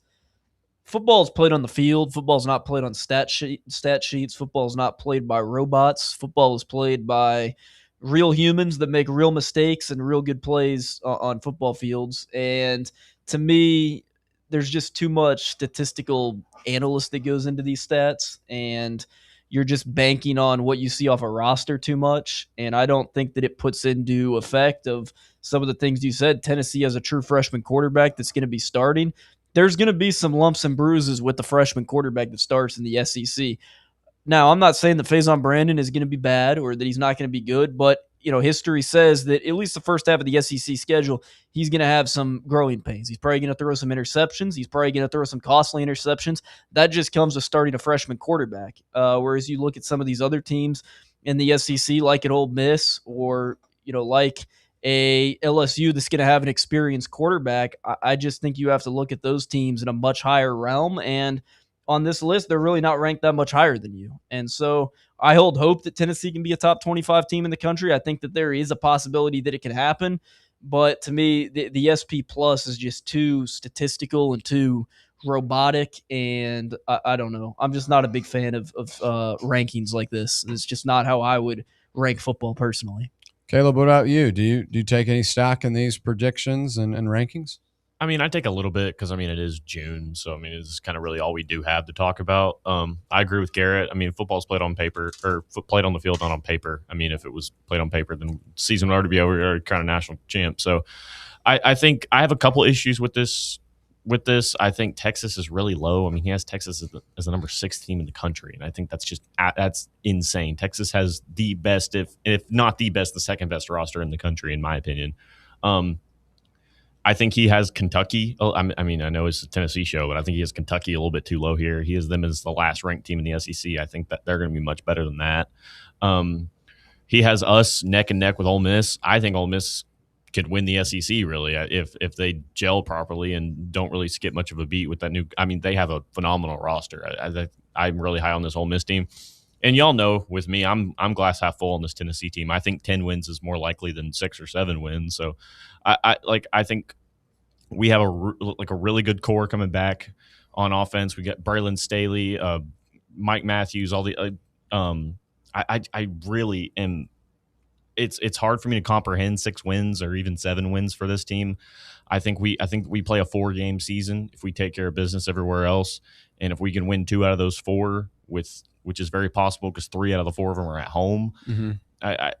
I just really think that we can win 10 games and make a college football playoff this season. Because like I've said multiple times, it doesn't take a superhero in this offense to perform well. When you can take a guy in spring and bring him in and have him lead the SEC in passing yards, there's something to say to that. And I think this defense is going to be much, much improved and ahead of schedule for what people think we're going to be at. I think for the fact that we brought in as many new guys and at that point as many guys from Penn State as we did, guys that already are familiar with the system. We already know with Chaz Coleman, we already know everything with him. He's probably not going to play, but we have other guys like an Amari Campbell. I'm really high on that kid, that linebacker. We're going to have one of, if not the best linebacker rooms in the country. If Arian Carter's able to play, then we got guys in the back in the defensive backfield that are just really good football players, like a Quay Moss. I'm really high on a Quay Moss. I think this Tennessee team is going to surprise a lot of people. I think we're going to be really competitive in a lot of these big games, and I think we're probably going to steal a couple of them. And I think we have a really good chance to win 9, maybe even 10 games and sneak into the playoff. What do you think of that, Josh? I don't know if I'd say we can win 10 games. I think our schedule's a little bit too tough for that. We have too many, just uncertainties at certain spots that are really important, like the quarterback position, and we have an entire new defense. Like I've said repeatedly, the defense is going to be better, but I don't think they will be good enough to where they make a huge difference, like a 2-win difference or anything like that. As far as where he has us, I think with where we're at in the SEC, it's completely fair. I do think 16 is a little high. I would slide us and everybody behind us back a little bit. I wouldn't have Missouri or Florida in the top 25. I'd have us probably like 24, 25. So I'd slide everybody back. And then kind of like Caleb said, I'm just looking for us to be competitive in the games that we should lose. Can we be competitive against Texas? Can we be competitive against an Alabama? Can we be competitive at Texas A&M and LSU? If we lose 4 games, but they're all 1-possession games or within 10 points and they're very competitive games with a true freshman quarterback in a new defense, I'm personally feeling, pretty okay heading into 27. But if those games are 14, 17-point losses where, things kind of get out of hand, not feeling as good. So I'm looking for, and obviously I'd love to get 10 wins. Who wouldn't love to get 10 wins? Yeah. But if we're 8-4, there's 2 different kinds of 8-4. There's a non-competitive 8-4 and a competitive 8-4. Just in our losses, let us be competitive. I don't want to see any more blowouts. We need to move on from that. We need to move on from the bad performances on the road at night. If we can take that step forward, I'm okay. Do you think you'll take that step forward, though? I don't think you can expect that against Texas A&M. I think we can take a step forward with the bad performances on the road against teams we shouldn't be having bad performances on the road. Like against. in Arkansas. Like in Arkansas or South Carolina. Okay. We can take that step forward. The other one, I don't know yet. We'll see. But I think we can take the step forward against or with losing games or bad performances on the road against teams we shouldn't have those performances against. I feel like with the portal, to a certain extent, though, if you go 8-4, no matter how it happens, I just don't know how much stock you can buy into, because 2023 was an 8-4 where it was a uncompetitive. Yes, it was a non-competitive 8-4. You got blown out by Missouri. You added some transfer portal pieces. You make the playoff in the next year. This past season, I would say, was a much more competitive 8-4. You dropped a game to Georgia that you should have beat. You probably should have beat Oklahoma. You were right there to go 10-2. And, you missed in the portal with a QB, and now we're sitting here in the same situation. We might go 8-4 again.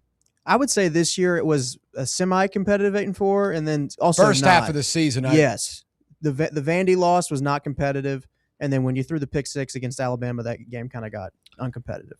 Yeah, but at the same time, like you did.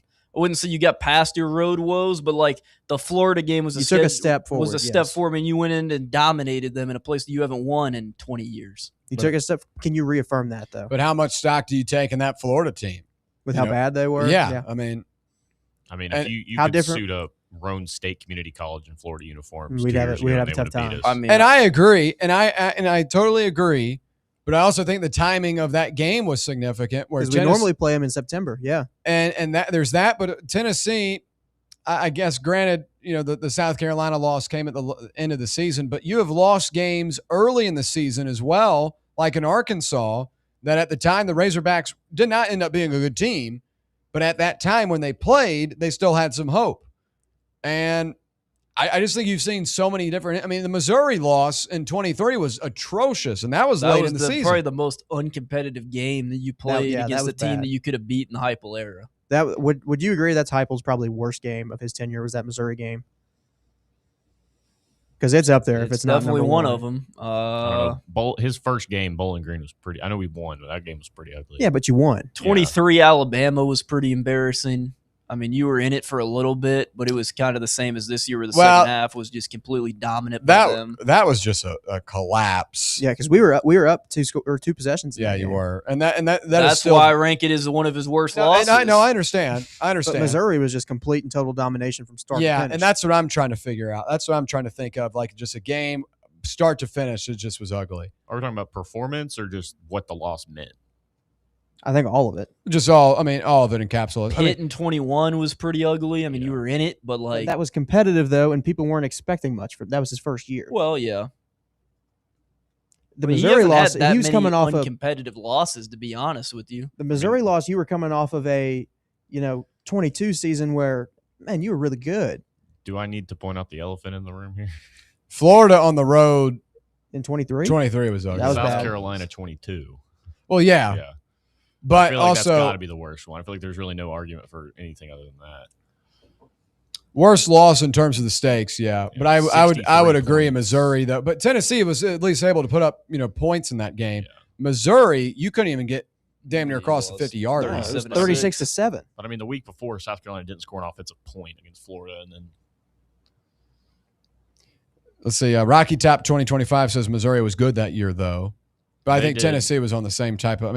Yeah, Tennessee and Missouri, it was not a 29-point margin between the two teams that year. I would agree. I think we just kind of quit too. Yeah, I think we did too.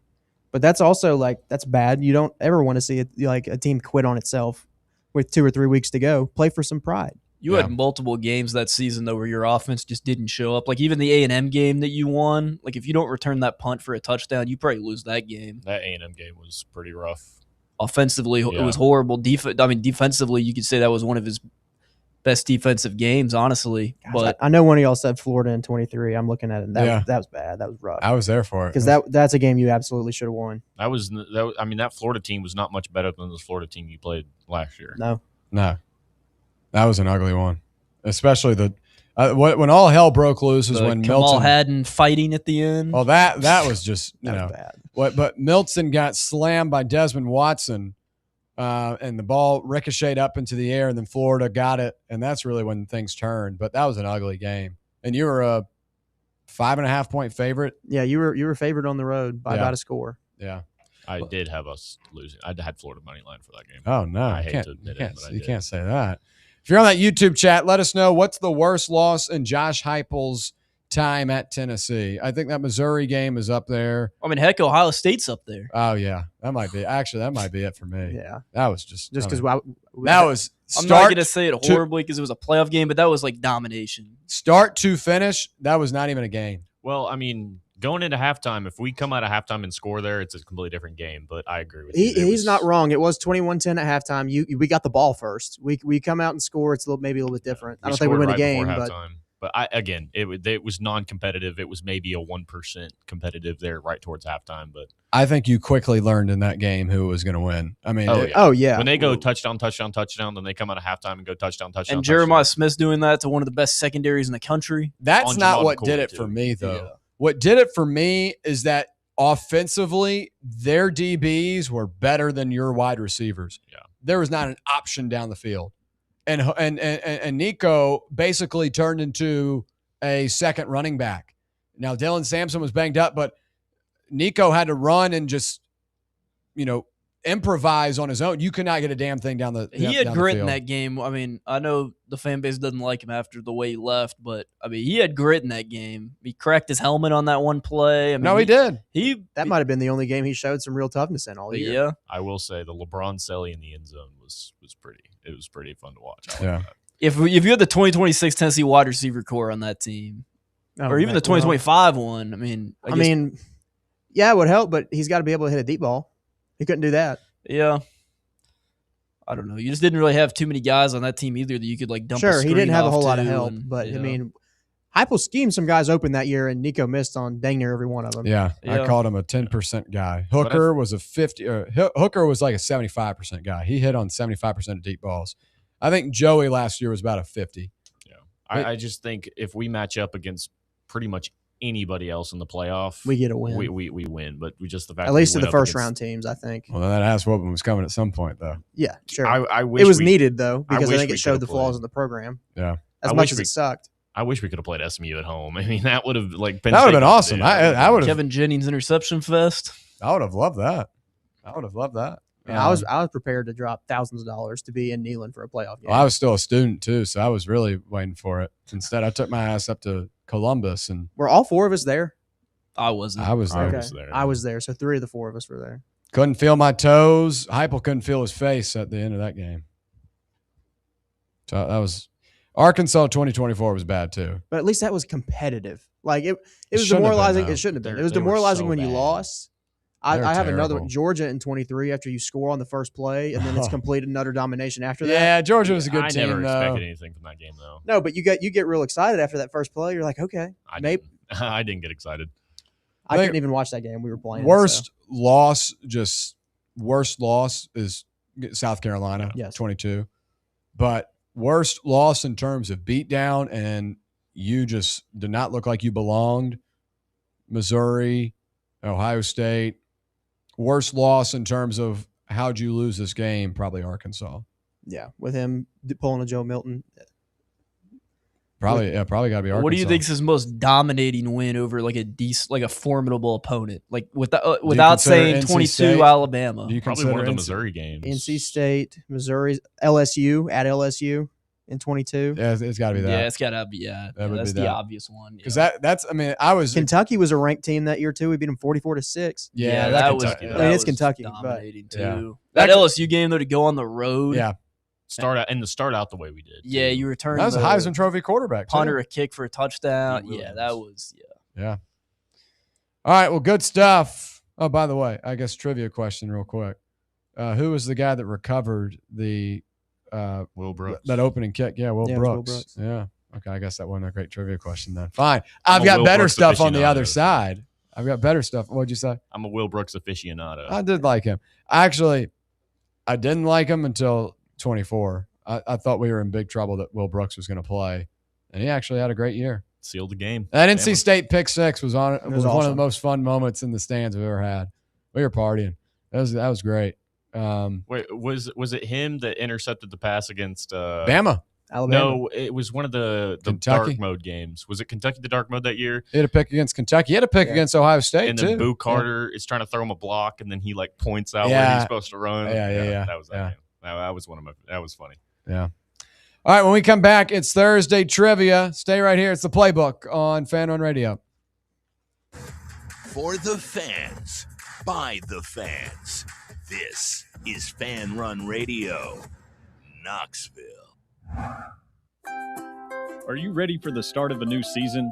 Maybe looking for your team to go on a tournament run? Get game day ready with Crumble. Head on over to your nearest location and pick up 12 pre-selected cookies plus exclusive toppers.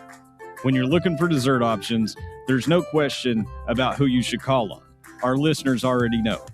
Last year, the Dubai chocolate was a home run, along with the brownie batter. Oreo crumb was another crowd favorite. What new flavor will set the standard this season? If you're in the Knoxville area, there are 3 locations ready to serve you: Clinton Highway, Parkside Drive, and Maryville. Download the Crumble app to build your best lineup and vote on the best combos. You can even put your bid in to request a new flavor. Order in the app and slide on over to your nearest location. Tell them Fan Run sent you, and as always, it's for the fans, by the fans. Don't miss the cookies. White Claw is taking hard seltzer to new heights with White Claw Surge. At 8% alcohol, White Claw Surge is a stronger wave of refreshment that doesn't compromise on taste. Available in 4 bold waves of flavor like ripe blackberry, citrusy blood orange, zesty natural lime, and tart cranberry. Check out your favorite retailer in-store and online for the White Claw Surge Variety 12-pack and 16-ounce single-serve cans. White Claw Surge. Please drink responsibly.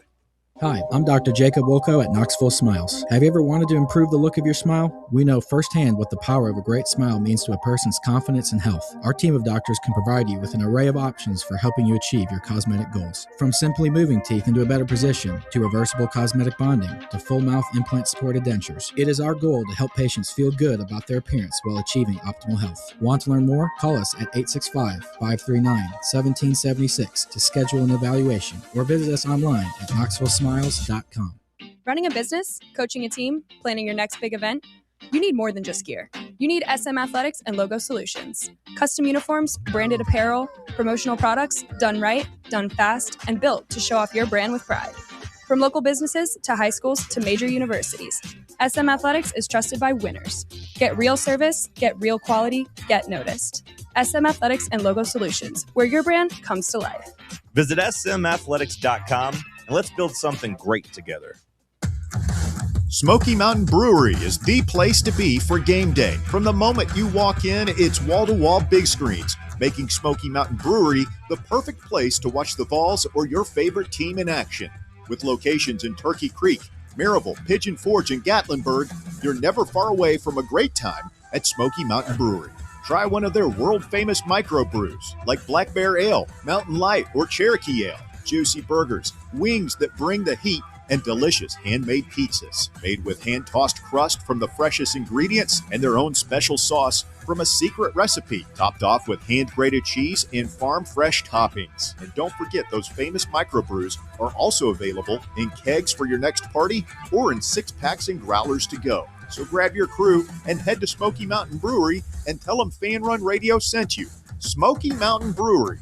Eat local, eat good.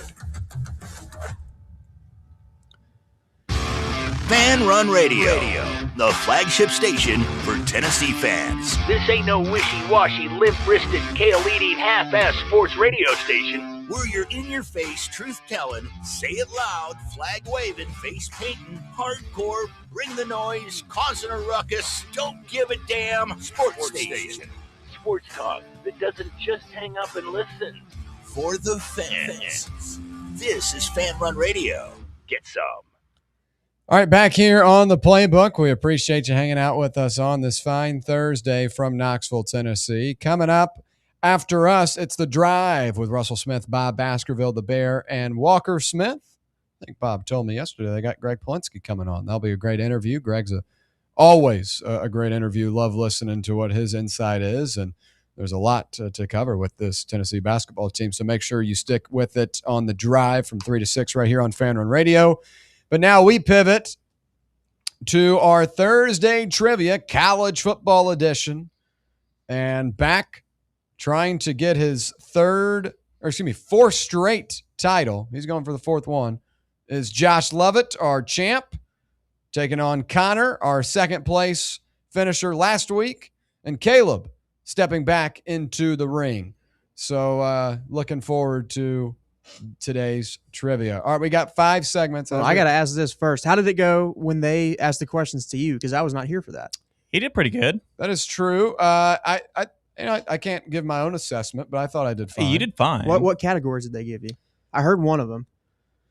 Where that Tennessee player transfer from. I went 4 out of 5 on that one. Okay. The only one I missed was Bryce Young, or Byron Young, I should say. But that was like Georgia military school. Yeah, he was a community guy. And I knew he was a JUCO guy. My guess was Hutchinson. Let's see. I also did stadium pulses or decimal points. Yeah, decimal levels. Yeah. I think I got 2 out of the 5 on that one. It's just you had rivalry names. I got 3 out of the 5. Yeah. I did not get Farmageddon, and that's a bad one to miss. Or the Butt Bowl. Baylor versus Texas Tech. Yep. I got 2 out of his 5. That was for the win. Field goal attempts to win a football game in Tennessee history. Yeah, so that was a little bit more difficult than I'd anticipated. Yeah, that one's pretty tough. At least he went with Tennessee history, though.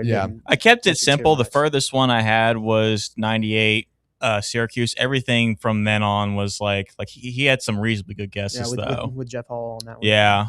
Garrett's other one was Name That Team. I went 4 out of 5 on that one. Yeah. All right, well, hit us with ours today. All right, we got transfer portal cycle. We've got championship quarterbacks since 2000, returning career rushing leaders, Maction, and EA Sports college football cover athletes. Those are the 5 categories for today. And we will begin with our champ stepping up first into the ring. Let me put, let's see. Go ahead. You can go ahead and go. Give me NCAA covers for 3. All right. For 3, NCAA football 11. 11. That was, I know 10 was a Texas. That was Tim Tebow. That is correct. 3 points for Josh. All right, Caleb, to you. Hit me with the categories again. EA Sports college football cover athletes, Maction, returning career rushing leaders, championship quarterback since 2000, transfer portal cycle. Give me championship quarterbacks for 1. 2021 Georgia. Oh my gosh, I know his from looking at his face right now.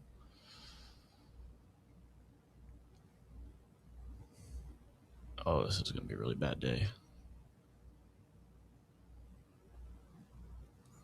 I can't pass on this. Uh-oh.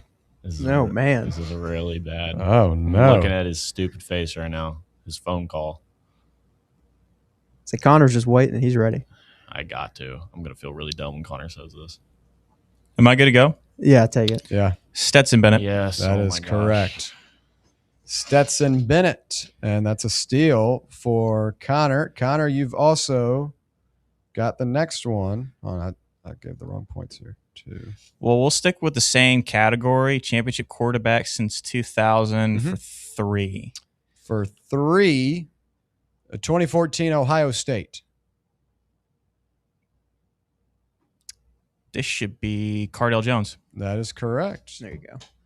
That's a little bit of a tricky one because 2014. I was ready to pounce on that one. JT Barrett. Yeah. Barrett got injured, and then I remember watching Cardale Jones go on an insanity run. Pissed me off. Give me rushing leaders for 5. Oh wait, hold on. Let's see. I messed up real quick. Oh, okay, you're good. I got to go back, make sure, because I deleted the wrong one. Okay, so you got 1 for Stetson Bennett. Yep. Okay. And Josh, you've only gotten one to this point, correct? Mm-hmm. And then you it was a 3-pointer for I just cover got athlete. 3, so I'm and at you 4. just got Cardale. Yeah. Okay. Okay. What was the one you wanted? Rushing leaders for 5, please. Rushing leaders for 5. This Big 12 running back boasts 2,541 career rushing yards and returns to this rush-heavy top 25 offense for his senior season. That's it's Hawkins from Oklahoma State, right? Unfortunately not. Oh, okay. Caleb? You said for 5, right?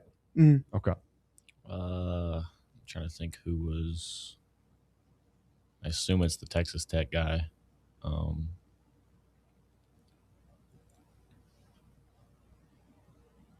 I can't think of his name. Okay. Connor?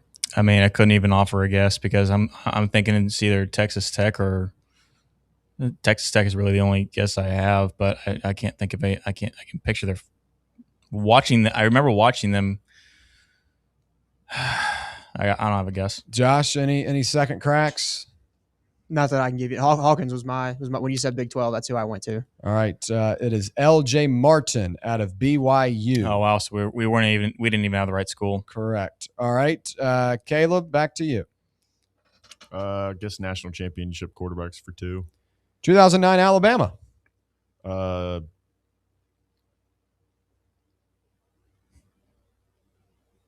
know his name. Hold on.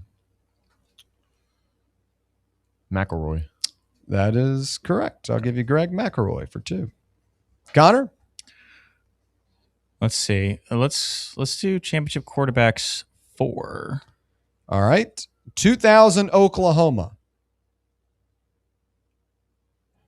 It should be the one and only Josh Heupel. That is correct. That's why I threw it in here. If you guys missed that one, we would have had a problem. So you looked at me for a second. I was like, oh, crap. He might not get it. I just want to make sure. That sounded like a trick question, but I was like, no, I got this.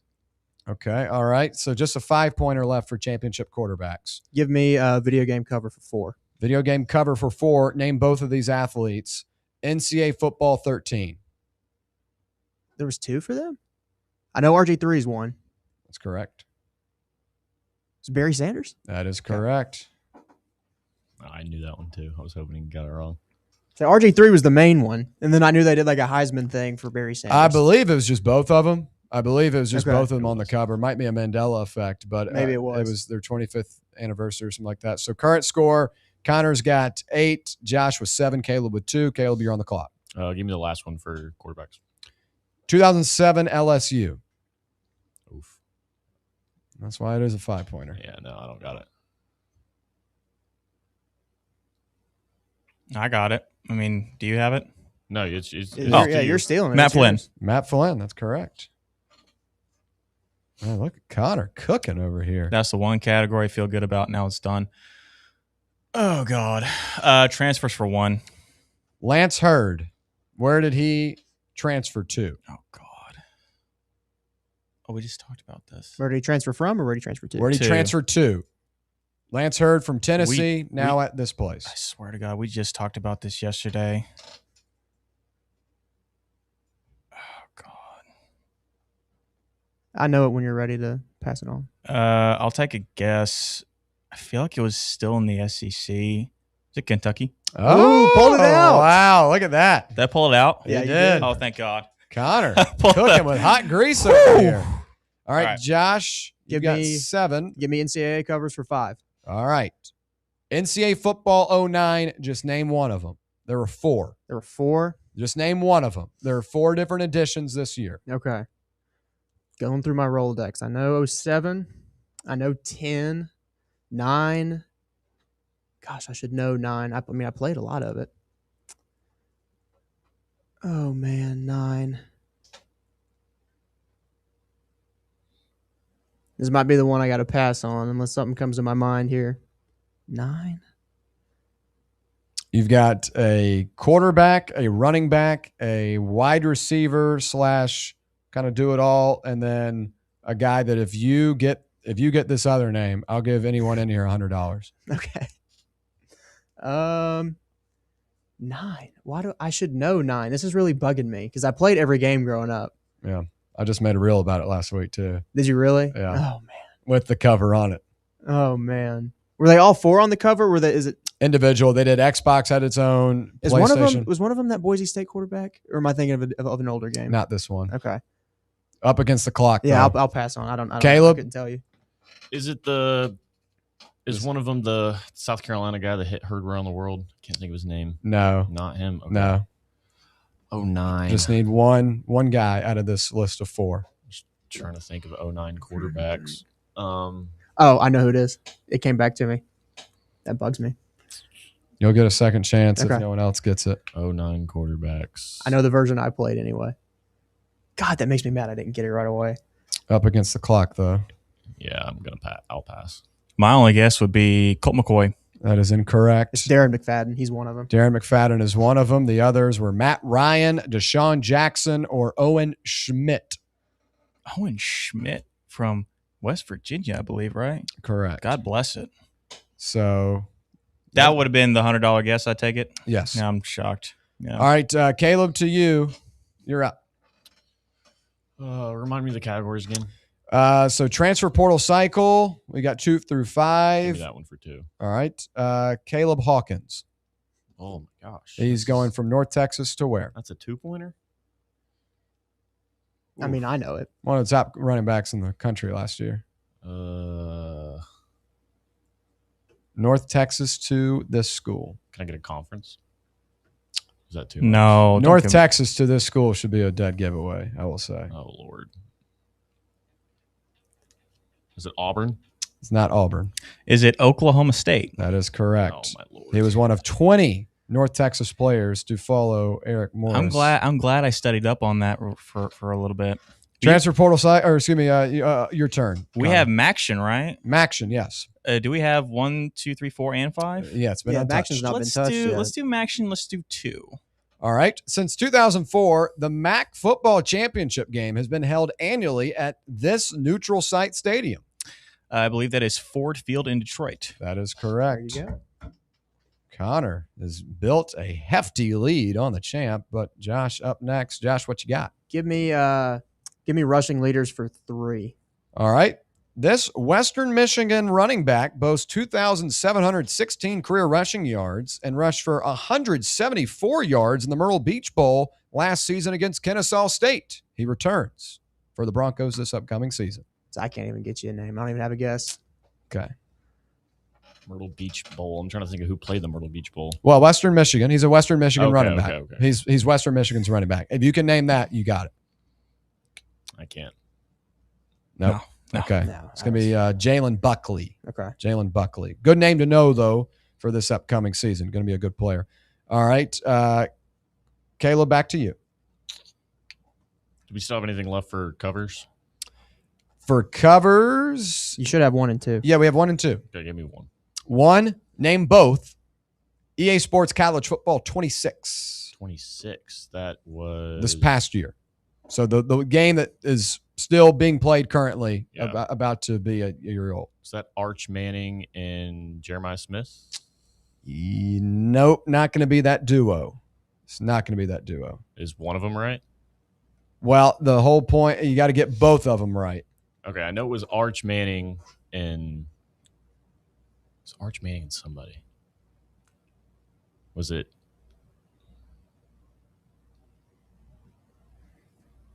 Oh no. I don't know. Malachi Toney? He's 27. Malachi Toney's on this version. I'm going to have to swing it now to Connor. Okay. Well, let's go with Arch.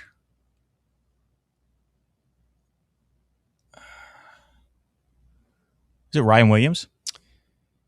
That pairing is incorrect. Josh, your turn to steal. I think you're on mute. You're on mute here. Oh, we got a call. Yeah, we got a call. But Josh. That would be Ryan Williams and Jeremiah Smith. That is correct. Arch Manning was not on the cover. So Josh gets on the board there. Connor, to you. Maction for 3. Maction for 3. Before leading the Alabama Crimson Tide to 6 national championships, coaching legend Nick Saban played safety and earned his bachelor's degree at which MAC institution? I think I know this. Is it Marshall? That is incorrect. Kent State. Kent State is correct. All right. So 3 for Josh, getting back into the thick of it. I'm getting killed in this. Is it not me? Oh, Josh, it is you. I'm sorry. Let's round out the covers. Give me covers for 2. Covers for 2, NCAA 14. Denard Robinson. That is correct. Spent probably a collective 3,000 hours on that game. Yeah, I did too. All right. Caleb, to you. What do we got left? Transfer portal cycle 3 through 5, rushing leaders 1 point, 2 point, and 4 point, and then we still got some action 5, 4, and a 1. We still got covers. Covers are out. Covers are out. What was the first one you said? Transfer portal cycle. We got 3, 4, and 5. Return rushing leaders 1, 2, and 4, and Maction 1, 4, and 5. Give me transfer portal, I guess. Okay, for what? The lowest one. Lowest one. So 3. Khalil Barnes, a safety from Clemson that is headed to this SEC school. SEC school. Might as well throw out a guess. It's got to be a high-level team. Let's say LSU. Incorrect on LSU. Khalil Barnes was a top 100 recruit in the portal cycle. Texas. Texas incorrect. I'm just going to take a stab at it because nobody says it. Georgia? That is correct. He's out at Georgia. Josh with another 3. Connor, to you. Maction 4. Which legendary NFL quarterback who went on to win 2 Super Bowls and threw for 64,000 career yards played his college football in the MAC? 2-time Super Bowl champion, 60,000 career. 64,000 career yards. This sounds like Ben Roethlisberger. That is correct. 4 points. Probably should have. I might have. From Miami of Ohio. Yeah, from Miami, Ohio. Mm-hmm. Yeah. What's the Tennessee transfer portal one? What we got on that? Not a Tennessee transfer portal one. It's general. They're 4 and 5. Okay, so it was just Lance Hurd. That was just yes, the one. Correct. Okay, gotcha. Correct. What are the other categories again? Career rushing leaders. We've got 1, 2, and 4. Maction, we got 1 and 5. Give me career rushing leaders for 4. This UConn transfer enters the Big Ten with 2,690 career rushing yards this season. Four-year running back for UConn. Yeah. I'm trying to think. Did he transfer into Nebraska? Nebraska is not the correct team. Okay, then I don't have a guess. I know Nebraska's running back. He's Michigan State is the team he's now at. No, I can't. I got nothing for you. No one. No. Okay. Cam Edwards. Edwards is his name. All right. Caleb, to you. Give me that for, what'd you say? We got 1 and 2. Give me 1. This running back plays at Missouri and holds 3,000 career rushing yards. Not good with these player names. Oh, come on. Oh, my Lord. This is not a good day. I'm going to pass. I don't know.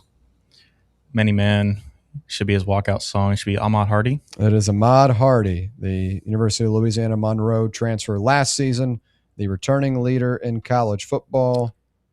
I think he's the best running back in the new game.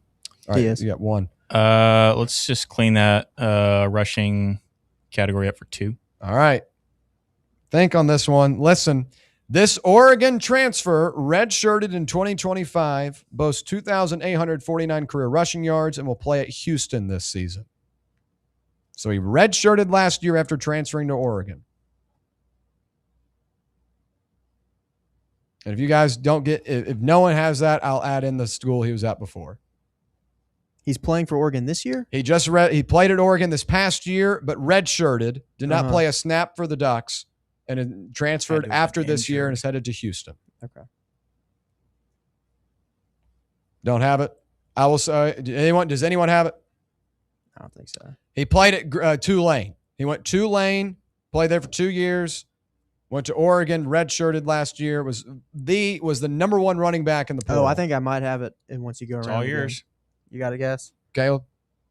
Is it Mekhi Hughes? Mekhi Hughes. Okay. Now at Houston. All right. Josh, to you. What do we got left? Transfer portal cycle 4 and 5, and then Maction 1 and 5. Do transfer portal cycle 4. Former Tennessee quarterback Taven Jackson was at Central Florida last year. Now is headed to the American. Okay. Is he going to Liberty? He's not going to Liberty. Okay. I couldn't remember if he was following Kadon Salter or not. An American team, Caleb. Give me the question one more time. Quarterback Taven Jackson, former Tennessee quarterback, headed from Central Florida to this American team. This is a 4-pointer. Taven Jackson, yes. So he never really got his shot here. Yeah, Taven Jackson was at Indiana, then transferred to Central Florida, and now will round out his career at this American school. And we have mentioned this team at some point in today's trivia today. Oof. American. I've already mentioned them. My guess is out the window because I'm trying to think of schools in the American we've mentioned. Okay. Running up against the clock, I will say. I was going to say Florida Atlantic, but it's not Florida Atlantic. Just give me your best guess. I don't got one. Okay. Tulane. UConn? No. North Texas. North Texas. Caleb Hawkins came over from there. All right. Let's see. Can we get a score update real quick? Yeah, I'll have to add them up, but we're up against the break, so we have to go a little quick here. We'll go Connor, to you. Maction 5. Maction 5. The MAC is home to the oldest continuous college football rivalry west of the Allegheny Mountains, whatever it is. This historic rivalry will battle for the Victory Bell. That's the name of it. The Battle for the Victory Bell, and it's played between the Big 12 and a MAC team named the MAC team and the team that they're going up against in the Big 12. This game is played this year, and it's one of 11 neutral site games. This one I do know. It's played, and that neutral site game will be played in the state of Ohio and features these two teams.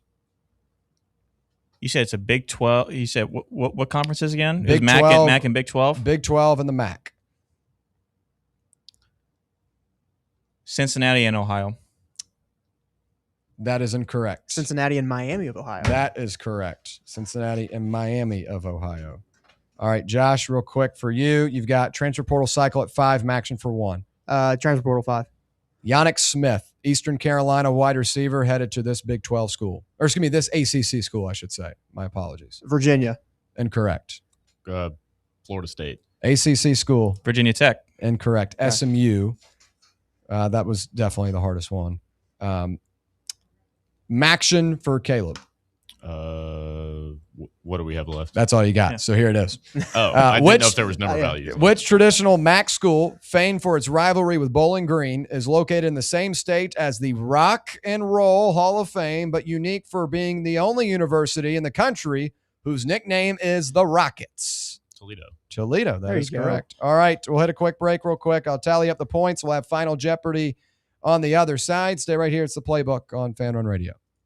Congratulations. You found sports radio that doesn't suck. This is Fan Run Radio, Knoxville. Citizens National Bank. Life is more fun with a Good Life account, offering extra benefits, including bank travel. Experience the trip of a lifetime to Ireland.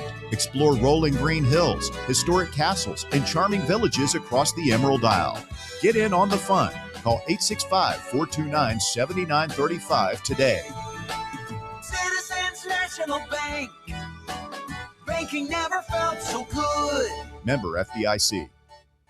Hey, Vols fans, Cody Brown here. I grew up right here in Tennessee and know what it means when someone says, I've got your back.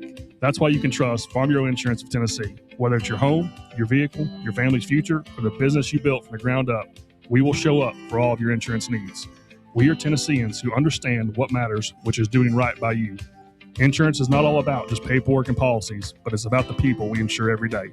So if you want insurance that hits home, give me a call at 865-992-3871. Go Vols. Barley's has live music on weekends, general team trivia on Wednesday nights at 8 p.m., and now live sports trivia courtesy of the Knoxville Trivia Guys every Thursday night upstairs. The game starts at 7 p.m. and is free to play for everyone, so head on down to the Old City and show off your sports knowledge and win gift cards to Barley's. Use those gift cards to buy some delicious food and drinks, and you can take it all in with their wide selection of TVs and indoor projectors. Barley's Tap Room and Pizzeria. All right, Final Jeopardy. as our final thoughts roll on from our college football Thursday trivia. Current score, Connor with 23, Josh with 28. I don't even want to hear mine. Caleb is hanging out. Tell me what you guys are going to wager. Or I guess, is it strategic? You can text it. Yeah, text it to me. I'm all in. Okay, all in for Caleb. Hey, you're not out of it. If you get it right, you could win. You could win all. I'm going to make this a specific number too.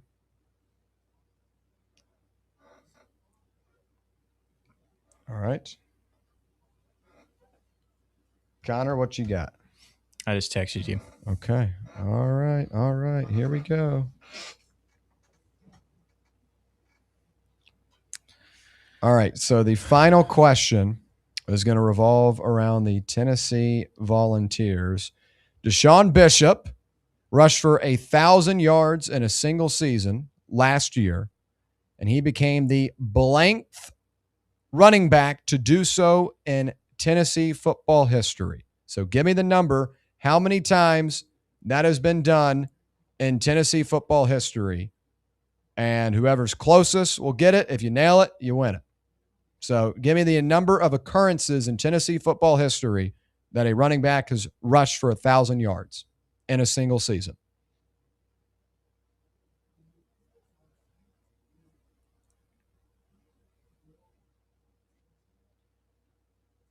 And while we wait, we appreciate you watching and hanging out with us on this fine Thursday. Good crowd today. Are we switched over on the thing? I'm sorry to mess you up. You're good. Yeah. But you caught me while I was wagering, doing the math for my points there. No, you're good. So all right, you've sent. You have my guess. Yeah. Okay.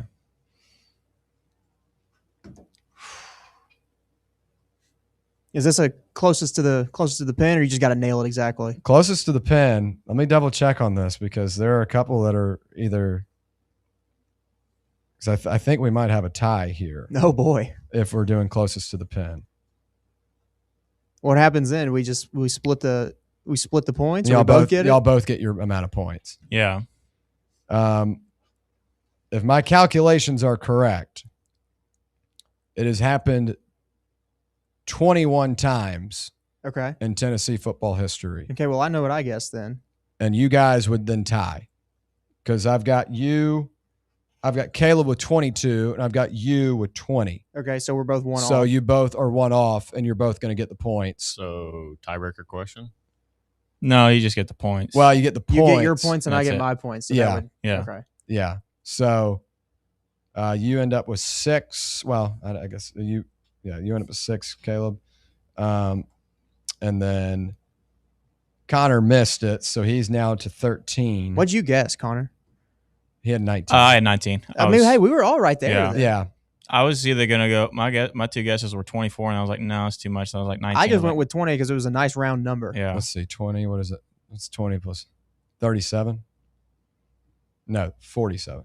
Yeah, he won again. Yeah. So Josh wins. Okay. Josh wins. I was just trying to get the number. Hey, it was the NCAA game covers that got me today. That's what helped me push through. It's everything that got me today. I just make sure that's right, because if it is, I've got 21 times it has happened. I'll look it up. Now it has happened multiple times.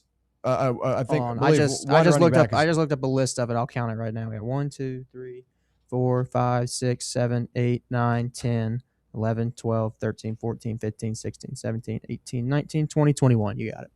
Okay.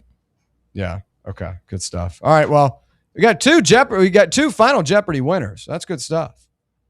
It's all right. Hey, it's I won okay. something. You'll be good. We appreciate you listening along with us. We're a little bit over time. We're going to swing it over to The Drive from 3 to 6 right here on Fan Run Radio. Great show ahead of them. Thank you for listening along with us. We'll be back tomorrow, 1 to 3 right here on Fan Run Radio.